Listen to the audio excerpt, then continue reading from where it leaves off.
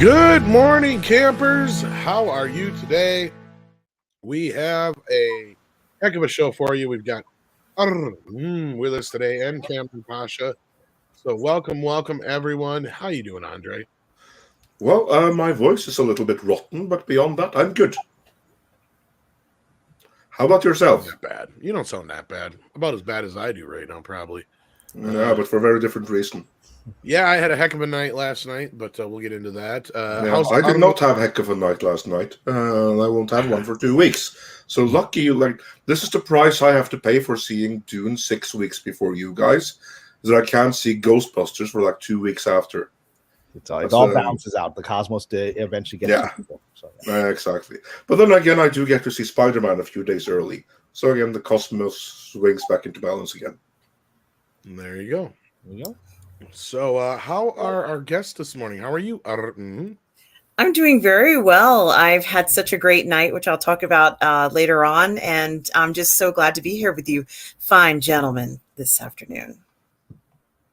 And we're glad to have you. And how are you doing, Sir Kamran Pasha? I'm doing well. I'm revved up. We're going to talk about it today. I'm incredibly energized from having watched Ghostbusters last night, and it really it gave me back my faith in what cinema can do here in these days. Glad to hear it. And we also have a couple super chats right off the bat here. Thank you so much, guys, for joining us this morning. Hit that like button. And don't forget to share out the stream as well, because Lord knows YouTube is not going to help us with that. But right off the bat, we got Danny Kahn up here. We got Mr. Tickle Trunk swinging that wrench around. We got Olaf Von Ness here. We got Cosmic Squirrel. We have Lindsay here as well with a wrench. We got Cody. We got here in the Steadfast. SB is here. Brian LeBlanc. So many more. Thank you for being here this morning. We appreciate it. Zontar is here. Eagle Fang for Life is here. I see Zontar sent us a super chat, so we'll get to that here shortly. Warlock King is here. We've got Dark Winter. We've got so many more coming in. Terrafim's here. Thank you for being here, Jillian N. And so many more. So outside of being a little bit under the weather, Andre, how are things for you? Well, they're pretty good. Been working on new videos, so look forward to a scripted video dealing with the whole Star Wars situation in the next couple of days. We're going to have some great He-Man coverage for you in honor of Masters of the Universe Revelations Part 2 that no one cares about dropping. But we've prepped the content, so we're going to drop it. Just keeping busy working. See, I like what Zontar has to say here. It tends to go with how I think things are going to play out. Yeah, well, let's see what he has to say. I'll for those, can you read it? Zontar for I believe Canadian dollars, $5. Thank you for your generosity. NASA's 2037 manned mission to Mars will return home before Indiana Jones 5 is released. And unlike SpaceX's, NASA's manned mission will actually happen. And I think you might be right about both. It'll be very interesting to see. Fingers crossed for that manned mission. He has more here to add to that, it looks like. It says, we never lost the Saturn V schematics. The problems, 50,000 parts in the machines that make them are no longer made. Artemis is 1/8 the cost of Apollo. Because, in the conspiracy world, there's a claim that the Saturn V schematics were destroyed or lost, which would, considering that got us to the moon, and that's pretty remarkable if that happened. What I do know is, and I think this has been confirmed, is that NASA taped over the original tapes of the first moon landing. It's like they just reused them. I would think that those were of historic value, and so back then tape wasn't cheap. Yeah, but I think that's worthy of preserving, and that's only going to accelerate claims that in the conspiracy world that the event never happened if we don't have the original tapes. So, yeah, and in terms of the Saturn V schematics, I know the schematics were never lost. We do have the schematics. What we don't have is the know-how to actually build the rocket, and not just that, but also the detailed knowledge of the individual welder and everyone that actually assembled those things and put them together, those that made each part and stuff like that. But still, ignore that for the moment. You have the basic designs. You have other ways of doing it. And yeah, okay, fine. So Artemis only cost 1/8 as much as Apollo. Well, it should have cost 1/80th because Apollo had to literally invent the wheel on that one. There was nothing like that before. And that's what I mean with the SLS. Literally, it's just the Apollo 5 with new technology. It has no greater lift capacity, or certainly not any significantly greater lift capacity. And that, more than half a century later, just ain't good enough. And Andre is a fan of one of my favorite movies of all time, First Man, where you really see what the Apollo mission was like and how completely, utterly insane it was for these people to even try this. I mean, we think about, people crossing the ocean. I mean, this was absolutely madness for them to even think they could do this, and they pulled it off. And to me, it's an absolute miracle. It is, and it's not appreciated enough today, I think. And part of that is not being able to follow through with what they did, struggling this long to recreate the Apollo 5, or so the Saturn 5 is ridiculous. Yeah. But something that is not really ridiculous is that Darius Münchhausen also sent us a $1.49 super sticker. And we have some more super chats to go through, but before we go through those, we have someone else here in the wings who's going to be helping us out with the early box office numbers for Ghostbusters Afterlife. So let's do that. Welcome, Valiant Renegade. Oh, good morning, everyone. Good to see everybody. Sounds like everybody saw this movie last night, save for Andre, because he can't yet. Yeah, exactly. Yeah, my first plan was to motherfucker over Doom. I don't feel much sympathy, and I don't expect any because I got to see Dune 6 weeks before anyone else. So yeah, you got us on that one. But yeah, my intention originally, I bought 3 tickets for tonight, and then everybody yesterday started talking about it. I'm like, damn it, I can't wait. Screw it. 10 o'clock last night, I grabbed the oldest kid because she couldn't make it tonight. I said, let's go. We're going right now. So I got out at midnight, got home with a smile on my face. Yeah. So it was great. I would think your daughter would really identify. I mean, I personally think, the child in this, McKenna Grace is absolutely magical. The one who she just takes over that whole movie, and I think she's gonna have a huge career. So I think your daughter probably enjoyed it. I was telling my sister to bring my niece to it because I think she'll get it. I didn't like it. Oh, you're always going to be that guy. Well, I haven't felt this good in quite some time, and that speaks volumes. So until we start talking about it, it really has given me hope for so many more things now, and I'm really happy about that. Yeah, you get the right people doing it. Is the movie perfect? No, but we'll talk about that. But I mean, overall, I was very happy with it. And well, what it is this: there's love in the film. The movie is made with love. I mean, and it's actually very direct love. It's love for the franchise, but it's the love of a father for a son for a father. I mean, Jason Reitman is honoring his father. I can't even imagine Ivan Reitman, who I believe is still with us, how he reacted when he saw. I'm sure his son showed him. Oh, Ivan was on the set. He was one of the producers. Okay. He was there. Yeah, so he was with Jason the whole way. It was a father-son team. Yeah, just watching that and seeing that his son had really recaptured the spirit of this sort of lightning in a bottle that he had done. Yeah, no, it was great. And I'm going to see it again tonight. And tonight, obviously, they move on to the big screens. So last night I saw it in one of the smaller screens in the theaters. I'm going back to the same theater tonight, but this time it'll be on the big one. So it'll be a different experience. As I was saying, I didn't like it. I loved it. Oh, I knew where he was going. I wasn't going to ruin the joke. but with you, it's just normal for you. Like, I don't like it. Yeah, no. I was DMing him last night when I got out the theater. I have seldom seen Tom as ecstatic as I have, like in all of the various internal Midnight's Edge and expanded Midnight's Edge messaging circles. Like, I've very seldom seen Tom as giddy as that. Usually he's a bit like, this movie needs to get off my lawn, but not in this particular case. And all I will say is this: is that there are two things that happened in the audience that I saw it at, which is constant laugh out loud. I mean, it's laugh out loud funny, right? And there's crying. You will cry. I cried. By the end, you're crying. I mean, tears. I mean, it's just for a movie to pull you in those directions. I didn't expect the crying part. I was hoping for the laugh out loud. I didn't expect the crying. No.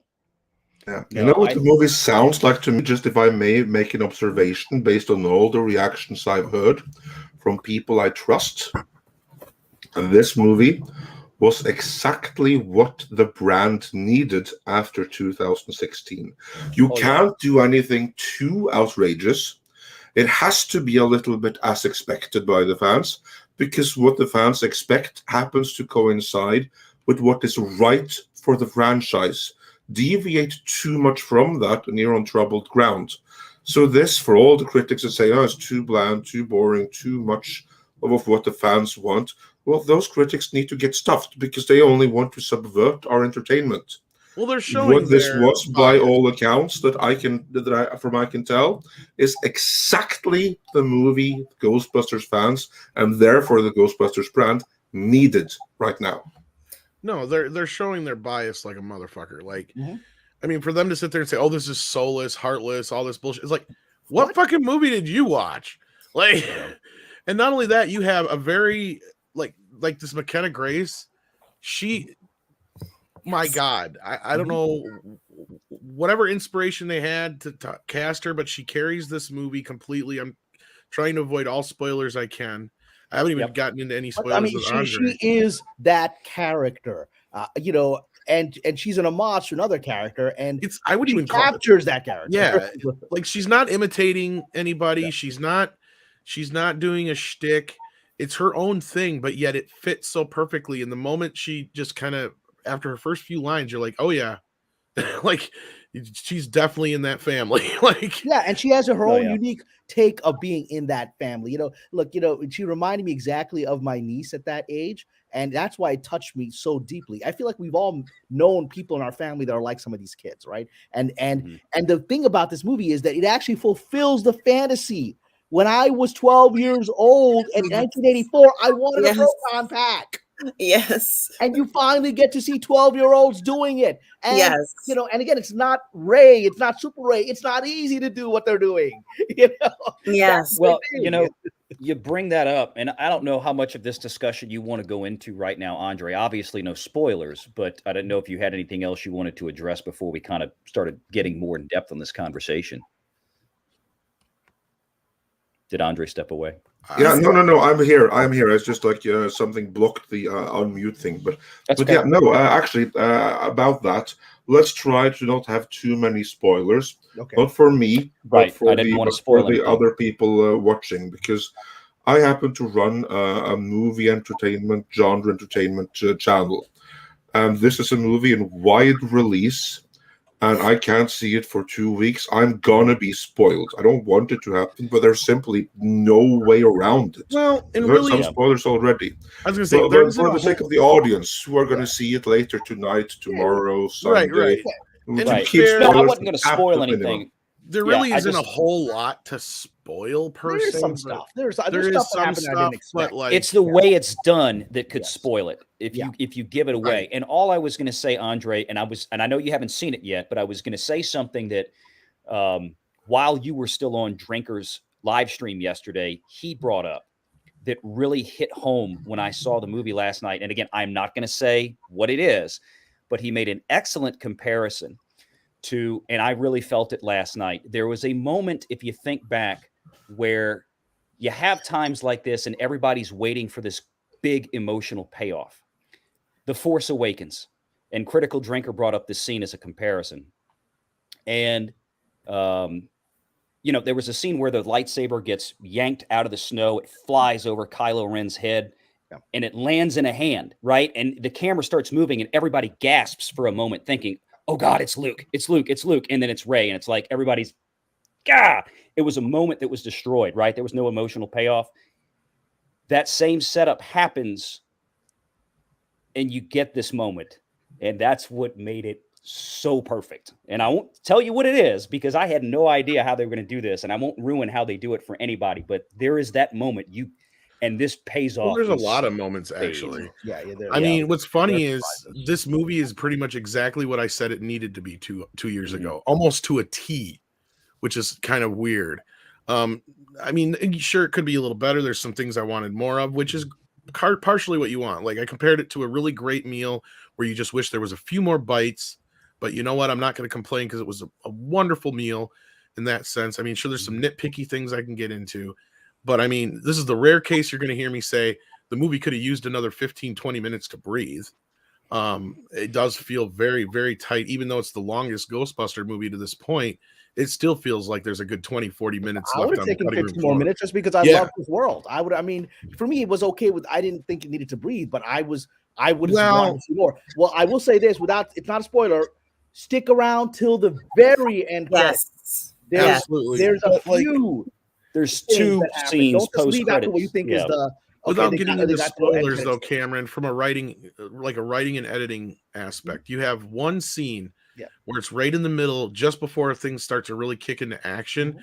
But you have three things kind of happen in sequential that kind of happen just a little too easily because plot. But outside of that, nothing else took me out of the film. And there's actually a similar scene in the first film.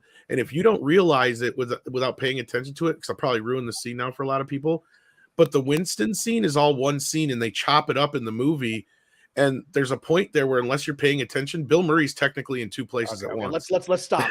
So actually, Tom, stop, because I didn't know some of the things that you're saying, and I already can tell the chat's getting upset.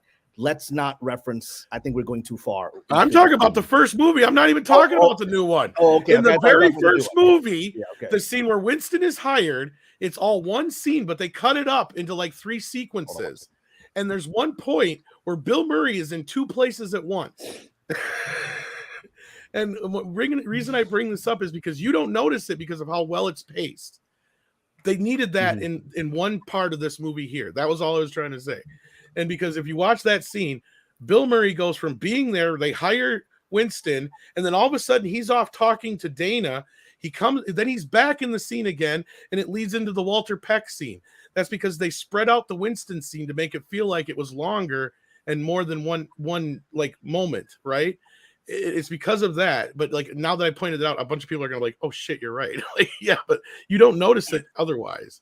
Like, because he goes from that scene where he's talking to Dana about Zool and Gozer, and then he jumps back and he's basically wearing the same and looking the same as he was when he hired Winston.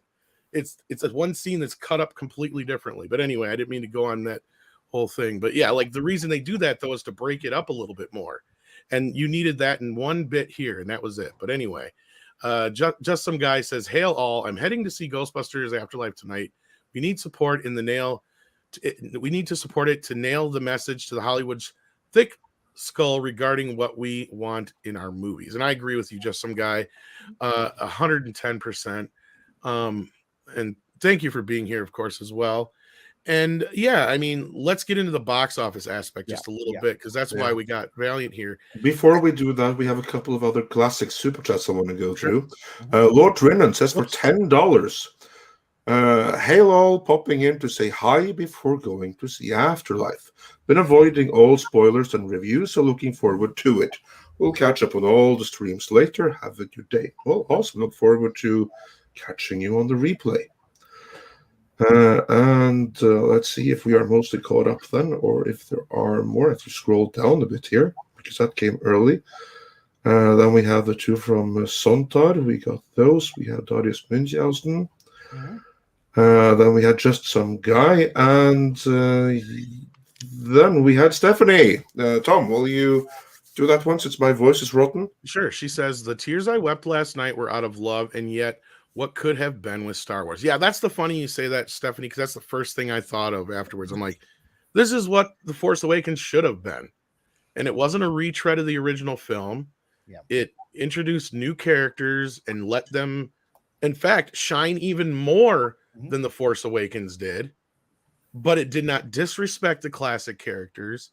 In fact, I mean, there's a lot of pitfalls that this movie seems to fall in at first, where you're just like, oh, why they do that? Why they do that?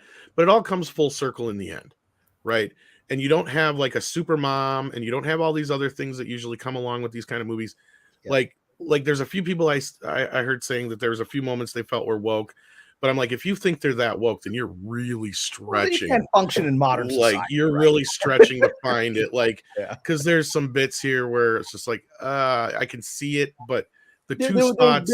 There was one joke. There was one joke that kind of made fun of sort of the pronoun thing, but that kind of made fun of it. And it worked because they already had that in the first film, right? Like it was not. It was kind of referencing the first film, and the same thing with one of the other jokes that I felt that somebody could kind of perceive as a woke joke. But in both cases, I laughed, so it was fine. And I mean, and in other cases, there was times where that's where I don't like the whole thing where Jason's being bombarded with, oh, it's the nostalgia this, nostalgia that. There was at least 2 or 3 times where he could have easily went to a punchline and didn't. And I'm like, wow, I can't believe he didn't go there. And it's like, that's probably why he didn't, because it was so expected.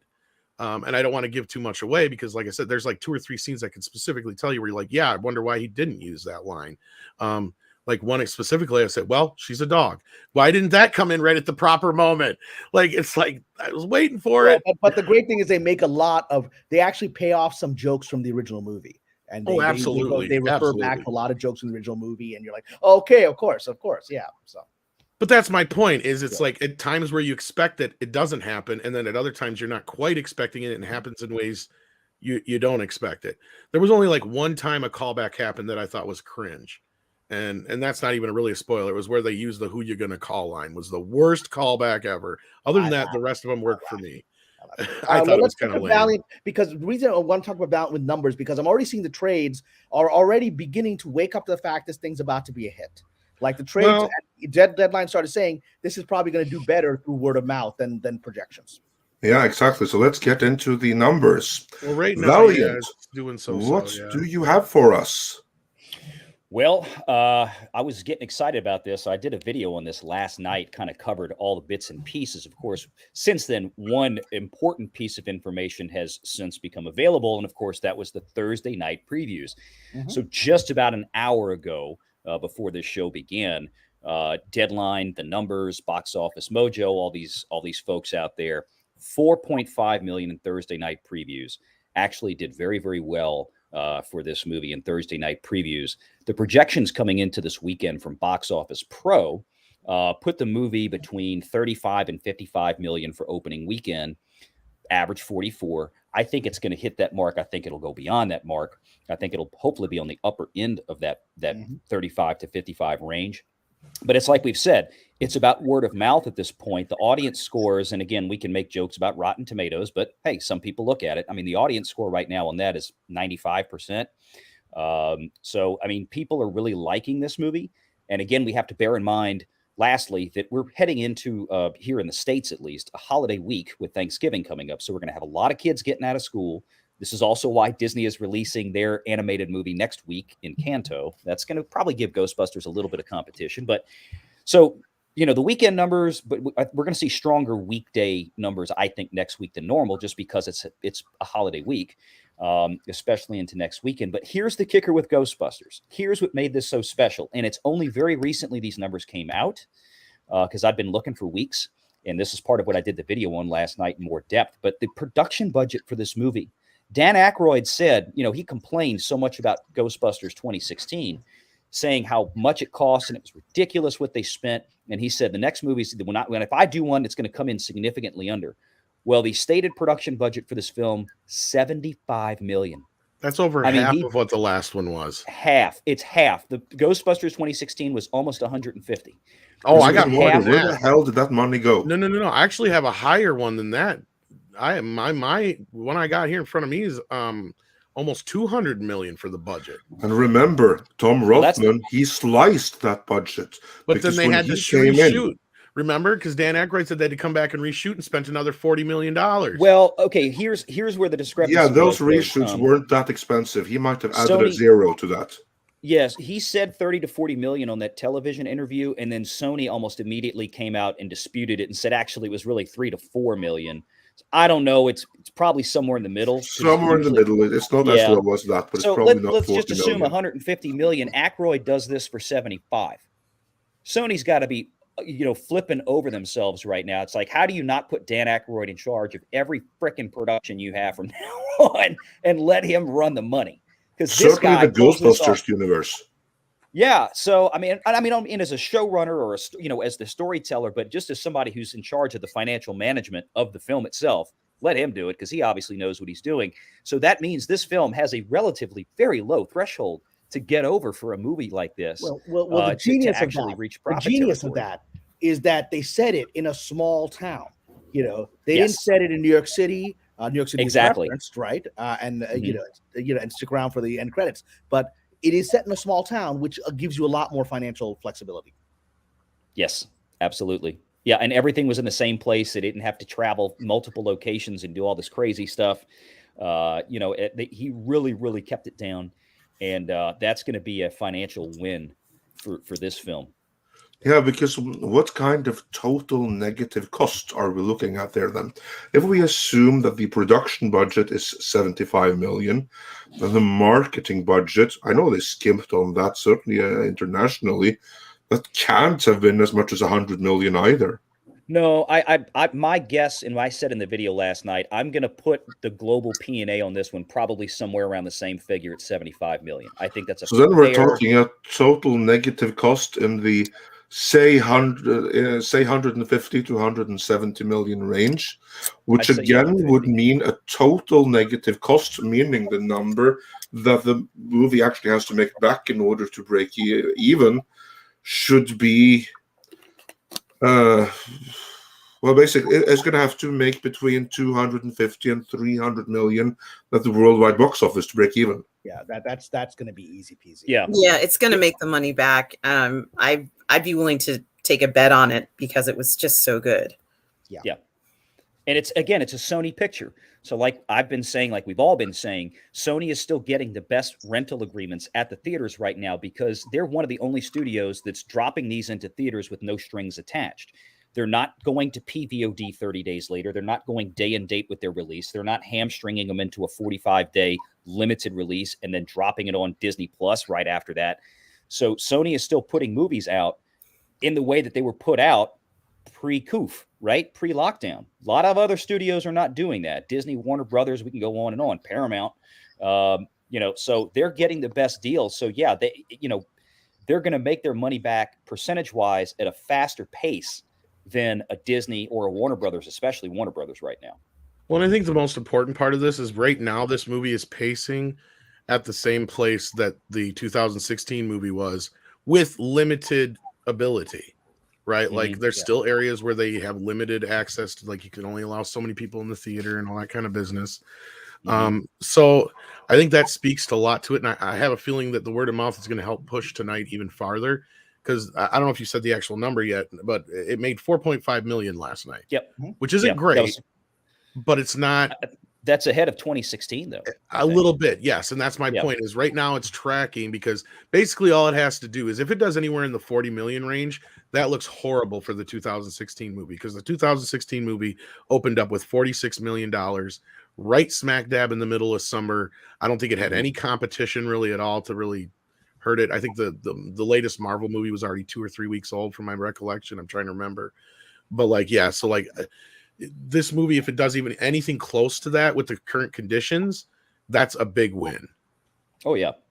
No question. Yeah, and I hope it gets above and beyond that. I hope it sniffs 50. It really should, or maybe even a little bit higher. But again, going into Thanksgiving week, we're going to see how it holds over the course of next week. Because you've got Encanto coming out from Disney, but there's also this is the problem with Disney, is that there's a lot of people out there like me that look at it and go, well, shoot, it's going to be on Disney Plus in 45 to 60 days. Well, not just that, Valiant. Last night was the first time I ever heard about this movie. Yeah. So they have not done a very good job at marketing it at all. Yeah, that was the first trailer. I saw the trailer on Ghostbusters. I was like, well, this looks interesting, but I was like, okay. First I heard of it. Yeah. Well, I was trying to get to the we can get Paulie's in the chat. We can get his opinion on it. They're obviously trying to get to the Latino audience, right? But I was like, well, why is this the first time I'm hearing of it? Yeah, and I said something about it like last night. I'm like, this is the first I ever heard of it, and it's already coming out next week. And I'm like, you know, I made a joke about the trailer. I'm like, I don't know if I moved into a house like that, I'd move out, because most times that's considered a poltergeist. But like, I don't know if anybody who's seen the trailer is laughing now, but if you have no idea what the fuck I'm talking about, that's the point that I'm trying to make, is that Disney has done a piss poor job of marketing this movie. Which is strange. I mean, I expected that with what was it, Free Guy? They really didn't put a lot of weight into. No, but they didn't really that need to. Yeah, it was right. It was a Fox acquisition, and then same thing with The Last Duel. They put nothing behind that, and of course, it flopped like nothing else. Now, this is this Pixar animated movie, if I'm not mistaken. So that's going to already have kind of like a Marvel title. It's going to have that built-in audience already.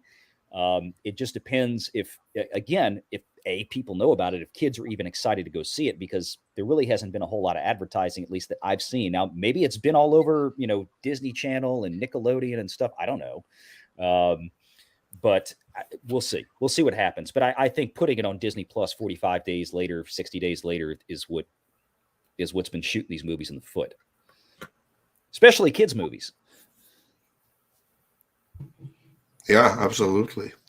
But yeah, all of that bodes really well for Ghostbusters, which I'm quite happy about, because that means sequel and the Ghostbusters extended franchise that the 2016 movie planned to herald, but obviously never did. And this is something that we learned from the Sony hack, that last time around they were planning sequels, spin-offs, animated movies. A whole Ghostbusters cinematic universe was planned for the 2016 movie, because Sony didn't invest in that for a one-off. No, they wanted a franchise. They wanted a cinematic universe. Now, for you that have seen the movie, do you think that that's possible with like a Ghostbusters cinematic universe beyond just sequels? It's already done. I mean, the movie, again, stick through the entire credits. The movie is set up, it can stand alone on its own, but it's set up for a sequel that can naturally develop from it. And, already, like I said, my nephew's 5 years old. My sister just said, he's demanding like a proton pack toy. I mean, it's already begun, right? And so this is the thing. Remember those Sony leaks? These people in 2016 were just clueless morons who thought the world was going in this direction, right? And so they decided to make this movie thinking everybody wanted to see the sort of anti-male stuff, and they wanted to, that's what they thought based on what they read on Twitter, right? And what they were hearing from their 22-year-old interns, right, for just come out of school, right? That's what they thought. And so that's what they really, in all honesty, believe that's where the world was. And so that movie showed, the world didn't respond that way. But unfortunately, the machine was already set in motion, so you had all this other garbage come out, right? Like Star Wars and everything else, right? And that went on for many years. Sony, the very fact that this came out, they figured out, we still want to make money on this. We want a franchise, and this is the way to do it. Yes, and I saw the film with my mother, who's 84. Wow. And the first thing that she said to me after we saw the film is that she loved it. But then she said, children will love this. She was like, we have to look for toys, Ghostbusters toys. And she was immediately getting on this. She says, I'm guessing they're going to have an animated series about, this. And even she, in her mind, sees this as something that children will love, just like when we loved it when we were 12. The same thing is happening again for this new generation. And I'm so excited for them and very happy about that. And next Halloween, people are going to be dressed up as Ghostbusters. It's really fun. They're gonna get the costumes out again. It'll be great because they really are the original costumes, right? So it's just going back to wearing the old original little sort of tan pantsuits, right? Which is there's no evolution. And I saw some people in chat say, okay, this sounds like a kid's film. Will I like it as an adult? Oh, you will like it as an adult. You will like it. Even let's say you hadn't, one of the people in the world who hadn't watched the original movie. Okay. If this is your first exposure to Ghostbusters, it is wildly entertaining as a movie, because there are adults in the movie, and there are adults who are real adults who have problems, or, the world isn't working out for them, and they're in the middle of this craziness, and it's heartwarming. So as an adult, you will identify, first of all, the child in you is going to identify with the kids. If you loved, you're going to identify with the adults. If you loved the original Ghostbusters, if you liked movies like Goonies and Karate Kid, you will love this fucking movie. And I was a big Goonies fan, and I still am. And that's the hardest part this movie had to overcome, was you need to make these new characters not only believable but likable. and especially the McKenna Grace character, she carries this movie so well, as I said before. And at first you're just like, I don't know if she can do this, but like 5-10 minutes into the movie, you're sold. And the way that they use every bit that they can, you can tell Dan Aykroyd was consulted on all the techie stuff, because everything is as best in lore as it can. What few things they kind of add to the lore totally work, right? Like, I mean, again, I could get into some nitpicky shit, but I can't without getting into spoilers. But you're talking some minor gripes in comparison, because like that's what I kept saying last night is I'm stretching to try and remember the last time I had this much fun in a theater. And it was like, I'm going back to like maybe Spider-Man, and I'm talking Tobey Maguire's Spider-Man, like, because this movie made me realize how empty a lot of the Marvel movies are, and just how shitty a lot of the stuff that we've gotten in so many years has been. Like, we have not had a movie like this in so long. And I mean, I'm trying not to build it up too much, but it's but I'm going to agree with you, Tom. The experience, it was a hell of an experience. Like, the movie itself, I'll rate maybe 8 out of 10, but the experience, I'll rate a 10 out of 10. See, that's the word. I walked out of the movie saying, is this the best movie I've seen in years? Because I like Dune a lot, but Dune's a heady film, and I watched it a couple times. Technically, objectively, subjectively, maybe Dune is a better film, but god damn it, if I didn't have the most fun I've had in at least 20 or more years. This is an experience. That's just it. The audience, people are cheering. When was the last time you had people laughing? Yeah, people all cheered the time, at this. cheering, like, I've not heard cheering. You can throw all kinds of adjectives at Dune of how amazing it is. Like the superlatives will not end, apart from one: fun. Dune was not a fun film. Dune is not a movie you go out of feeling happy and elated about life. Exactly. Yeah. And let's be honest here. For those of us who were Ghostbusters fans from the very beginning, this is the first real update that we've had for Ghostbusters. This is the first one that's meaning anything to us. We've waited so long for something just like this. If you're a fan of Ghostbusters, and even if you're not a fan, you'll still love it. But if you're a fan and you've been waiting for that film to have all those special moments, all that special quality that we had in the original ones, and actually have a film that has an actual story to it, you're going to love this film because it has all that. And you're not going to walk out of the theater feeling empty or like you missed something or I wish I could have seen this.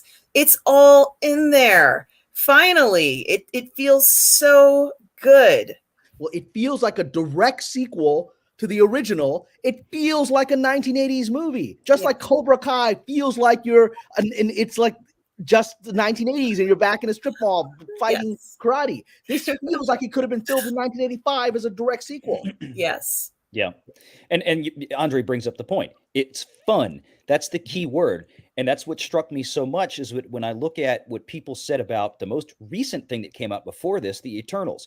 What was the cardinal sin committed?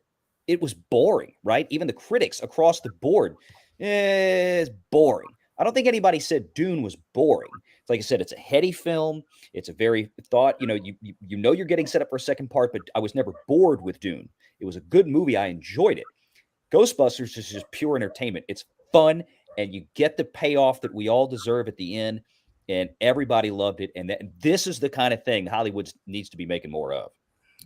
Well, I want to actually comment for a second about the critics, because it goes into my conspiracy theory about what happened on the Eternals. The critics are not rallying behind Ghostbusters, and they're saying the standard stuff that you would expect from the people placating the woke mob, right? No, it's fan service, which is sad because it's actually more diverse than the other one was. Actually, if you think about it, yes. But so again, now that makes. It's like, why did they go after the Eternals, which gave them all the crap that they said they wanted, and so they were told to do so, in my opinion, because that wasn't because for these people to jump on this movie with the same old mantras they've done for every other good movie in the last few years, right? And then Eternals is like, Eternals gives them all the garbage they claim they wanted from this movie, and then they attack it. That's because it's not. Let's just say it's a disingenuous position. Yeah, I understand. And Valiant, you mentioned that you saw the film on a regular screen last night. So did I, yeah. And I say regular screen. It was one of the smaller screens in this particular theater. Yeah. Right. It goes on to the bigger one tonight. But it was a boutique theater, wasn't it? So then it's okay because, like, personally with myself, I vastly prefer a smaller screen in a boutique theater where you can bring your wine and stuff like that, as opposed to like this giant IMAX screen where you sit on this tiny uncomfortable seat. Oh yeah. No. I was in a big recliner last night and had my dinner brought to me and a couple of cocktails. So yeah, exactly. Sounds wonderful. And I'll do it again tonight in the same place, but in a larger screen with the bigger sound system. But again, I mean, you're still talking about maybe 100 seats or something in the big theater, maybe 150. It's not a huge. No, it's good that you mentioned that, because the experience, from what you're explaining and the rest of the panel about how great the film was, regardless of what screen you're on. And I saw it. I was lucky enough to see it in an IMAX screen. And it just added to the fun and excitement for me because of, just obviously we know there are ghosts in this film. I mean, that's not a secret. So that's not a spoiler, but seeing it on that large screen really did just make it so much fun and emphasize the effects and some of the storyline, giving it, for me at least, a little bit more depth in size, because that seems to be something that's a little important in this particular story. The scope of what they were doing and the scope of the accomplishments. But, we've seen films where directors are saying you have to see it in one screen or another. And from what you all are saying, who have seen it on a, let's say, not on IMAX, it's equally enjoyable. So that's also very good. Well, the only reason I didn't go to a bigger screen is because I looked and I didn't see that it had any special stuff filmed in IMAX. So I was just like, wow, what's the difference? But Kamran, I want to go back to what you were saying about the critic response for one moment before we move on here. Because the critics, they seem to have it in for this movie. Not all critics. Some admit that this is a really, really good time, but there are some that really lambast it for two crimes. One is the high crime of not being a sequel to the 2016 movie, which they adored, and the other is for giving the fans what they wanted. Because according to these critics, the fans apparently are nothing but a bunch of Trump-supporting Kyle Rittenhouses, a lot of them, that needs to be taken down a peg and absolutely not given what they want. How do you think the response is going to be after this movie presumably comes in better than expected, based on word of mouth alone? What kind of soul searching will Hollywood do internally? What kind of lessons will the other studios take from this? And what do you think the trades are going to say about it? Well, the critics aren't going to do any soul searching because they've proven themselves to be shills, regrettably, right? We're not living the days of Siskel and Ebert and 2 thumbs up, 2 thumbs down. We're not living in those days, right? Of honest film criticism we're not living in that days. So they're not going to do any soul searching. The industry, and I wrote about this on my Patreon. I immediately came out of the film, came straight home, wrote a non-spoiler review for my Patreon. But I said that this is actually going to really wake up some people in the industry. I think if Bob Chapek watched this film, which I'm sure he's going to take his kids or whatever, he'll be like, what the fuck? He watches like, why do I have to deal with this bullshit that Star Wars was for the last decade? I mean, this is what he'll be like, this is what I should have inherited, right? He's going to look at this and go, why are we not spending $75 million? Why are we spending $200 million on this shit? And he's going to watch the toys, the toys for the proton packs explode. The figurines are going to sell, the freaking costumes are going to sell, right? Yeah. Oh, you already got look at that. Well, that's the one that they were giving away, or not giving away, but you could buy at AMC with the popcorn deal. I bought it. But guess what? It's a good thing you did. Those are going for like 3, 4, 5, or 6 times what they were last night because people were buying them so crazy last night. Gone. I saw 2 guys walk out with an armful of them last night. I was lucky to get one. They were $40 almost. I wish we would have had those where I was. It looks like the I don't have any an and it actually lights up too. Wow. Yeah, I didn't do that yet, but light up one. Yeah, Tom has his, of course. I was like, waiting, like, Tom, show us yours. I hate both of you. See, that's cooler than the recent star. That's cooler than the lightsabers. Let's be frank here. And so imagine how cool the toys were in the 80s. How great they're going to be now. It's not even a toy. It's just to hold popcorn. I know. That's what I'm saying is think about the proton packs we might get now. I haven't looked up the toys yet. I got the having one that stuff in proton the pack. 80s. I don't know if you can see. Yeah, it's right behind me there. Yeah, but Oh, that's yeah. like And a the plastic trap's one. right below it there. Gentlemen, I don't remember the last time I went to a movie and bought something like this. I don't remember. I think it's been over 15 years. Yeah. I was so excited to get this when I saw that they had them Valiant. And I said, I better pick it up because this movie, it means so much to me. And I don't want to lose that feeling. And every time I look at this is exactly what they're trying to create in the movies for you to have that love, that interest, so that you keep coming back for more things like toys and wanting to rewatch the film. This thing was just a home run all the way around. Yeah, If for I had those who known are about curious this, about I'd the have price, PayPal Tom some money last night. you actually get like a year's worth of free popcorn with it. That's why it's like $40. Or it's not So free, you bring but it it's like you bring it to the theater again. I think you use your AMC Stubs thing or whatever it is, and you just get a $4.99. It was worth it, right, Tom? Oh yeah, like I said, my buddy who was with me, he had got a couple, and then like he looked it up online just as we were waiting for the movie to start, and this was only at 4:00 in the afternoon. And he saw that they were already going for like $140, $150 or whatever online. He's like, fuck. And he went to go buy some more and they were already gone. Yeah, I'm not giving this away or doing anything with it because I always wanted this toy since I was 12. So I have the one from this film and it just feels so good. And it's just great that this is what we want. They don't understand that this is what we want. We want to have that good feeling and we want to be able to collect things and talk about how much fun it was. They just really gave us something. This is very special. This is a special moment, right, Cameron? Because we haven't seen this for so long. Well, the thing is, and we were hurt.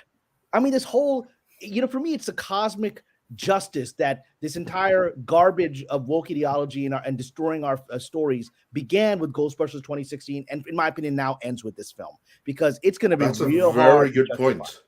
Yeah, it's a bookend. It's real hard to justify putting bad.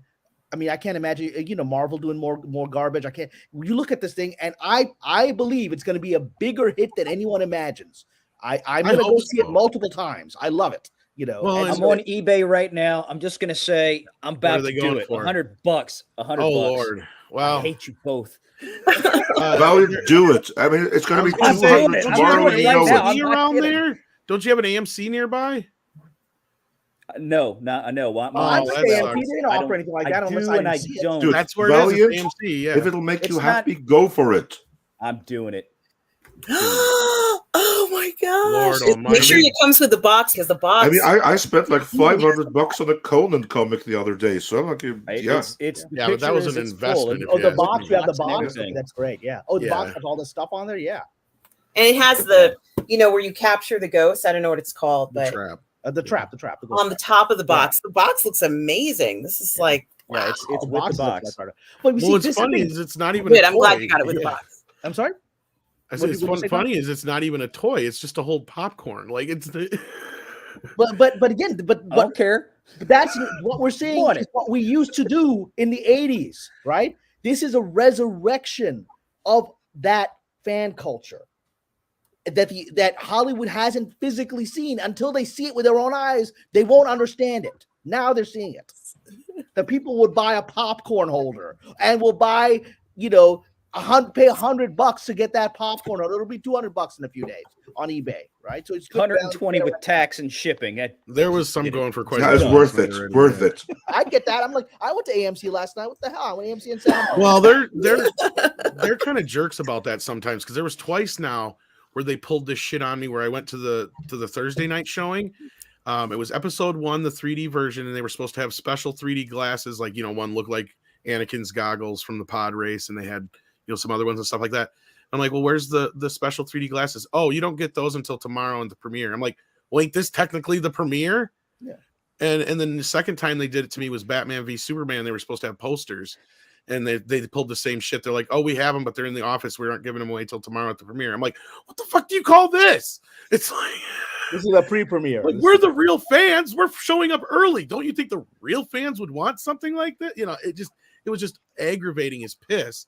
But then last night, I kind of had the opposite issue. I'm sitting here thinking they should have really limited these to like 1 or 2 per person or per customer, because these guys, like I said, as I was walking in, I didn't even realize that was what they were carrying out until I got one.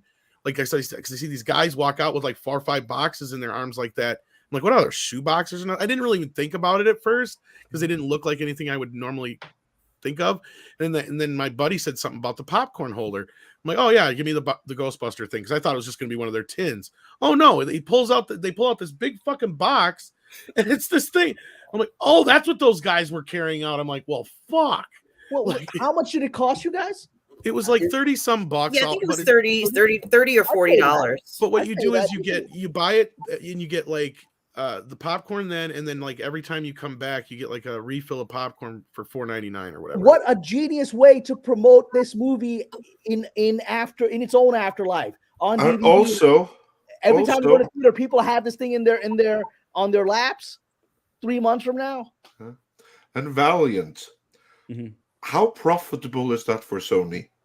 I mean, they just picked up like an extra. Of course, there's production costs. This thing costs nothing. They must have picked up an nothing extra $10 per person who gets them just there. Not even at this. It's so much scale fun. they manufactured them, probably not more than $6 to $10. I'm saying a lot less than that. That's what I mean. I don't know how many they made. Okay, so that's the amount of production. Like if they made 100,000. They're going to be more expensive per unit. If they made 1 million of these things, they're going to be a lot cheaper. So I don't know how many they made. But I'm just going by the plastic, and there's no moving parts or anything like that. Yeah. So they're pretty minimal. And they probably sold them to AMC for, $15 a pop, $20 a pop, and AMC turns around and sells them for 20.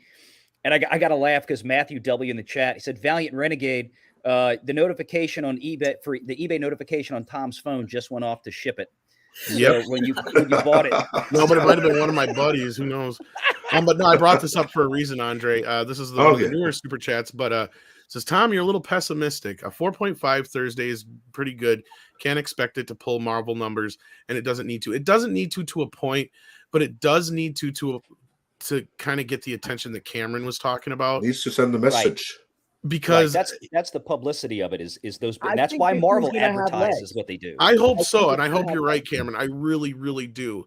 I mean, I feel like that the problem is they're going to kind of try and sweep it under the rug as, oh, it didn't do any better than the girls one. See, and it's like they're not even going to. Of course, they're going to ignore all the things that we brought up at the beginning of the show, right? And the fact that this even does remotely close to me feels like says a lot more, and I'm sure in the end it'll end up making more than the other one too, but it just sucks that it's in this time where you know, but you're already seeing it though. The trades, at least Deadline said today, Deadline predicted that it would likely do better than projections based on word of mouth, right? So already Deadline knows where the wind is blowing.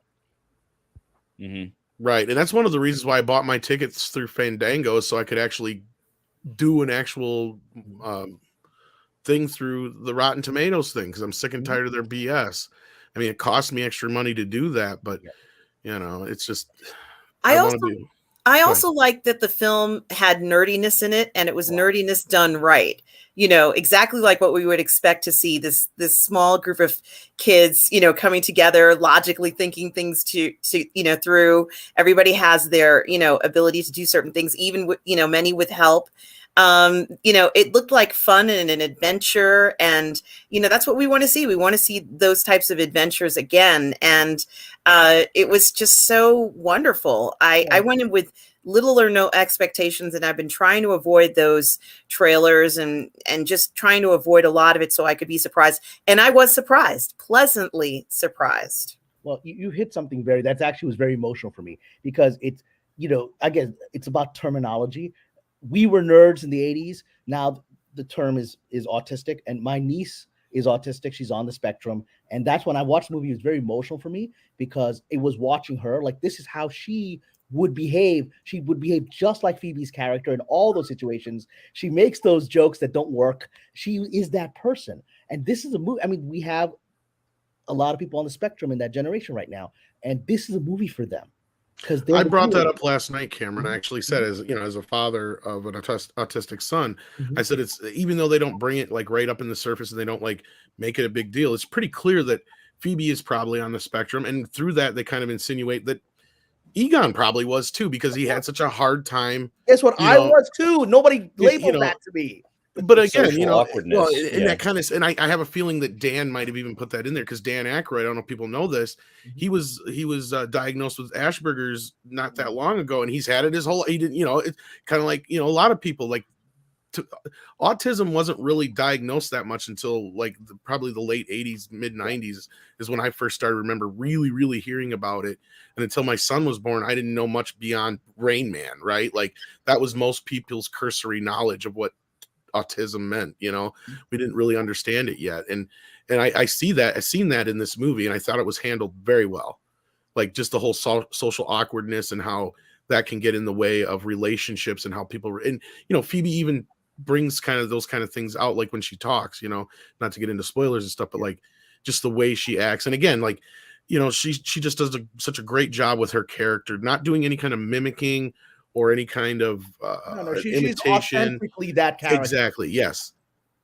And it's not, like I said, it's not like she's trying to mimic any other characters or anything like that. She is totally making it her own, but yet at the same time, it totally fits, right? It's really difficult to explain because it's not her just going out there and trying to mimic the other actor. It's, you know, it clearly there's a familial connection, but it works in a way where it's not like too on the nose like a lot of these movies usually do, right? Yeah. Like they don't overdo that aspect of it at all, which I thought there was a subtle thing, and again, I'll be careful stories. There's a subtle thing that shows her character growth, which is that she talks about how she processes emotions. Yes, that's what I was kind of talking about. Exactly. And then at the end, without even commenting on it, we see that there's a development in her ability to express emotion. That's all I'm going to leave it at that. Yeah. Yeah. And as Peter pointed out, ADHD was pretty much like a precursor to it because that's what they kind of like, I would say, misdiagnosed it as many years as. Yes. But again, this is a movie made with love. It's made with such absolutely love. It's a very and it's made with love for that character. It's made for love with all of us because, you know, the full range is there. The full range of the human condition of people that love the original movie is in the movie. Well, and here's the thing: is it was asked earlier about, you know, is it for kids? Is it for adults? It's for everybody. It is a family film, and I don't even know why it's rated PG-13, and that's not a detriment to the movie at all. Mm-hmm. Like I'm watching this movie, and I'm like, it's still got the scariness of the first movie in it, right? But it still plays to a younger audience, and there's nothing in it that should make it PG-13. I'm really a couple of references to Nookie, right? But even that was not even anything remotely close to where I'm like, this. There's no way that this constitutes a PG-13 at all. Well, look, the original movie was all about Nookie, right? You can take younger kids to this movie. In fact, I would say younger kids than could handle the first film can handle this movie. But that's not a problem either, right? It's just that there's certain ghosts that are handled very scary, like they were in the first film, and then there's ones like Slimer that were handled in another certain way that they're handled kind of in this movie without getting into spoilers. But it's not like this movie doesn't work like the first film. So anybody who tries to say that it retreads the first movie does not understand. Like if they try to compare it to the first movie, like they did, like The Force Awakens compares to Star Wars, then that's bullshit. Because that is not what this movie is. No, this is a continuation of the story. Yeah, this is a completely different film. Yes, it has similar tones to it, similar and not even similar beats, I would say. But yes, it does pay homage in certain ways, but it does it such clever ways. And yes, you're gonna say, oh yeah, I recognize this, I recognize that, and there's certain things, but it's not like that. It's not like the shit we had with Star Wars, right? Mm-hmm. It's there for a reason. Everything is there for a reason. It's meticulous. Everything pays off. In fact, like I said before, it feels like there's a good 20 to 40 minutes left on the floor of this movie because there's tons of stuff you could have done that probably was done that just didn't make it into the movie itself. Yeah. Exactly. For me, the original 1984 Ghostbusters was told from an adult point of view. Those were adults. That was an adult point of view. Mm-hmm. This film feels like it was possibly told from a young adult or even a child's point of view. Mm-hmm. And, you know, I think that's a very interesting approach to take because I don't think it would have worked from an adult point of view. In my personal opinion, I think we needed to see another point of view. And, you know, that also kind of broadens what the film can become and what the franchise can become once you start to do things like that with your IP. Indeed, like it really opens up the possibilities. But speaking of opening up, I feel that we have discussed Ghostbusters quite well already, considering we already did a roundtable on it. Yeah. Kamran has a hard out in less than an hour. Yeah, in fact, I just found out I'm going to be. I just got a call that my friend who's picking me up, taking me to the airport, needs me to be out at exactly 11, so I'm going to leave a little bit earlier than that. Exactly. Okay. So, Tom, why don't we go through a couple of more super chats real quick, and then I want Kamran's analysis on what's going on in the world of Lucasfilm and Star Wars. Yeah, it's a lot of and that's going to be a real hoot. Meanwhile, everyone, smash that like. Help share this share the stream. And Tom, why don't you do a couple of super chats? Absolutely. We're going to have the voice for it. Yeah, we're going to go in the order here that they're in reverse order, however you want to put it. Curvis6 says, I'm heading to see Afterlife in just a couple of hours. I cannot remember the last time I was this excited for a movie. Love seeing Tom this excited for a movie. It tells me I am in for a fun time. Yeah, I hope you enjoy it. And again, I can't say it's a 10 out of 10, but the experience sure felt like it. Everybody in the theater seemed like they were having fun. It was a fairly packed theater, not completely packed, but not only that, a very diverse crowd. You had like extremely old grandparent age people to young kids in the crowd, and everybody seemed engaged. Everybody seemed to like it. I can't remember the last time I had this much fun, or it seemed like the energy, like was it you, Valiant? Or yeah, I think you earlier brought up the whole Force Awakens thing. Like that's the last time I really remember an audience getting that engaged. But you were right. That was a fucking deflating moment in the audience, and you could feel it because everybody was starting to cheer and get ready. And then all of a sudden it goes to Rey and everybody just goes, ugh, and you could hear the collective sigh in the audience. And it was like that moment was, I knew that this was something wasn't right, but I still was okay with that film until that next one. But like, that's a totally other. You know when I knew something wasn't right? Yeah. You know when I knew something? I mean, I knew something wasn't right throughout the whole film. In retrospect, definitely. When I finally said they're fucking with the mythos, is when Han Solo entered the planet through hyperspace to get around the shield. I was like, what the fuck was Return of the Jedi all about? The whole, I mean, if you can just get around a shield by going into hyperspace, what the fuck is that about? You just fucked up Return of the Jedi. And I was like, that's when I was like, they're it's not just a retread, they're messing with the mythology. Well, what really sucks, no, you're right. But what really sucks about all that business is going into this movie, it had me on my guard. And I didn't like that. Yeah. So I really want to go and enjoy this movie again in just complete relaxation. Right, like, because that's the thing is like through this whole movie, my guard was up. I'm looking for things I shouldn't be looked for, and yeah. Deleted Scenes says, "Hail, Andre, Tom, Valiant, Cameron, Wrenches, and Chat. Now I have to go back and get popcorn holder." Yes. There you go. And Andre, have we made Steven a wrench yet? We should make him a wrench, probably. He's not a wrench. That's shocking to me. Well, I'm still working on getting a few wrenches, and I think he's been around enough to we can trust him with a wrench, I think. Oh yeah. John Apocalypse says, sure, there's no marketing. Films all over DD buses. Oh, is it?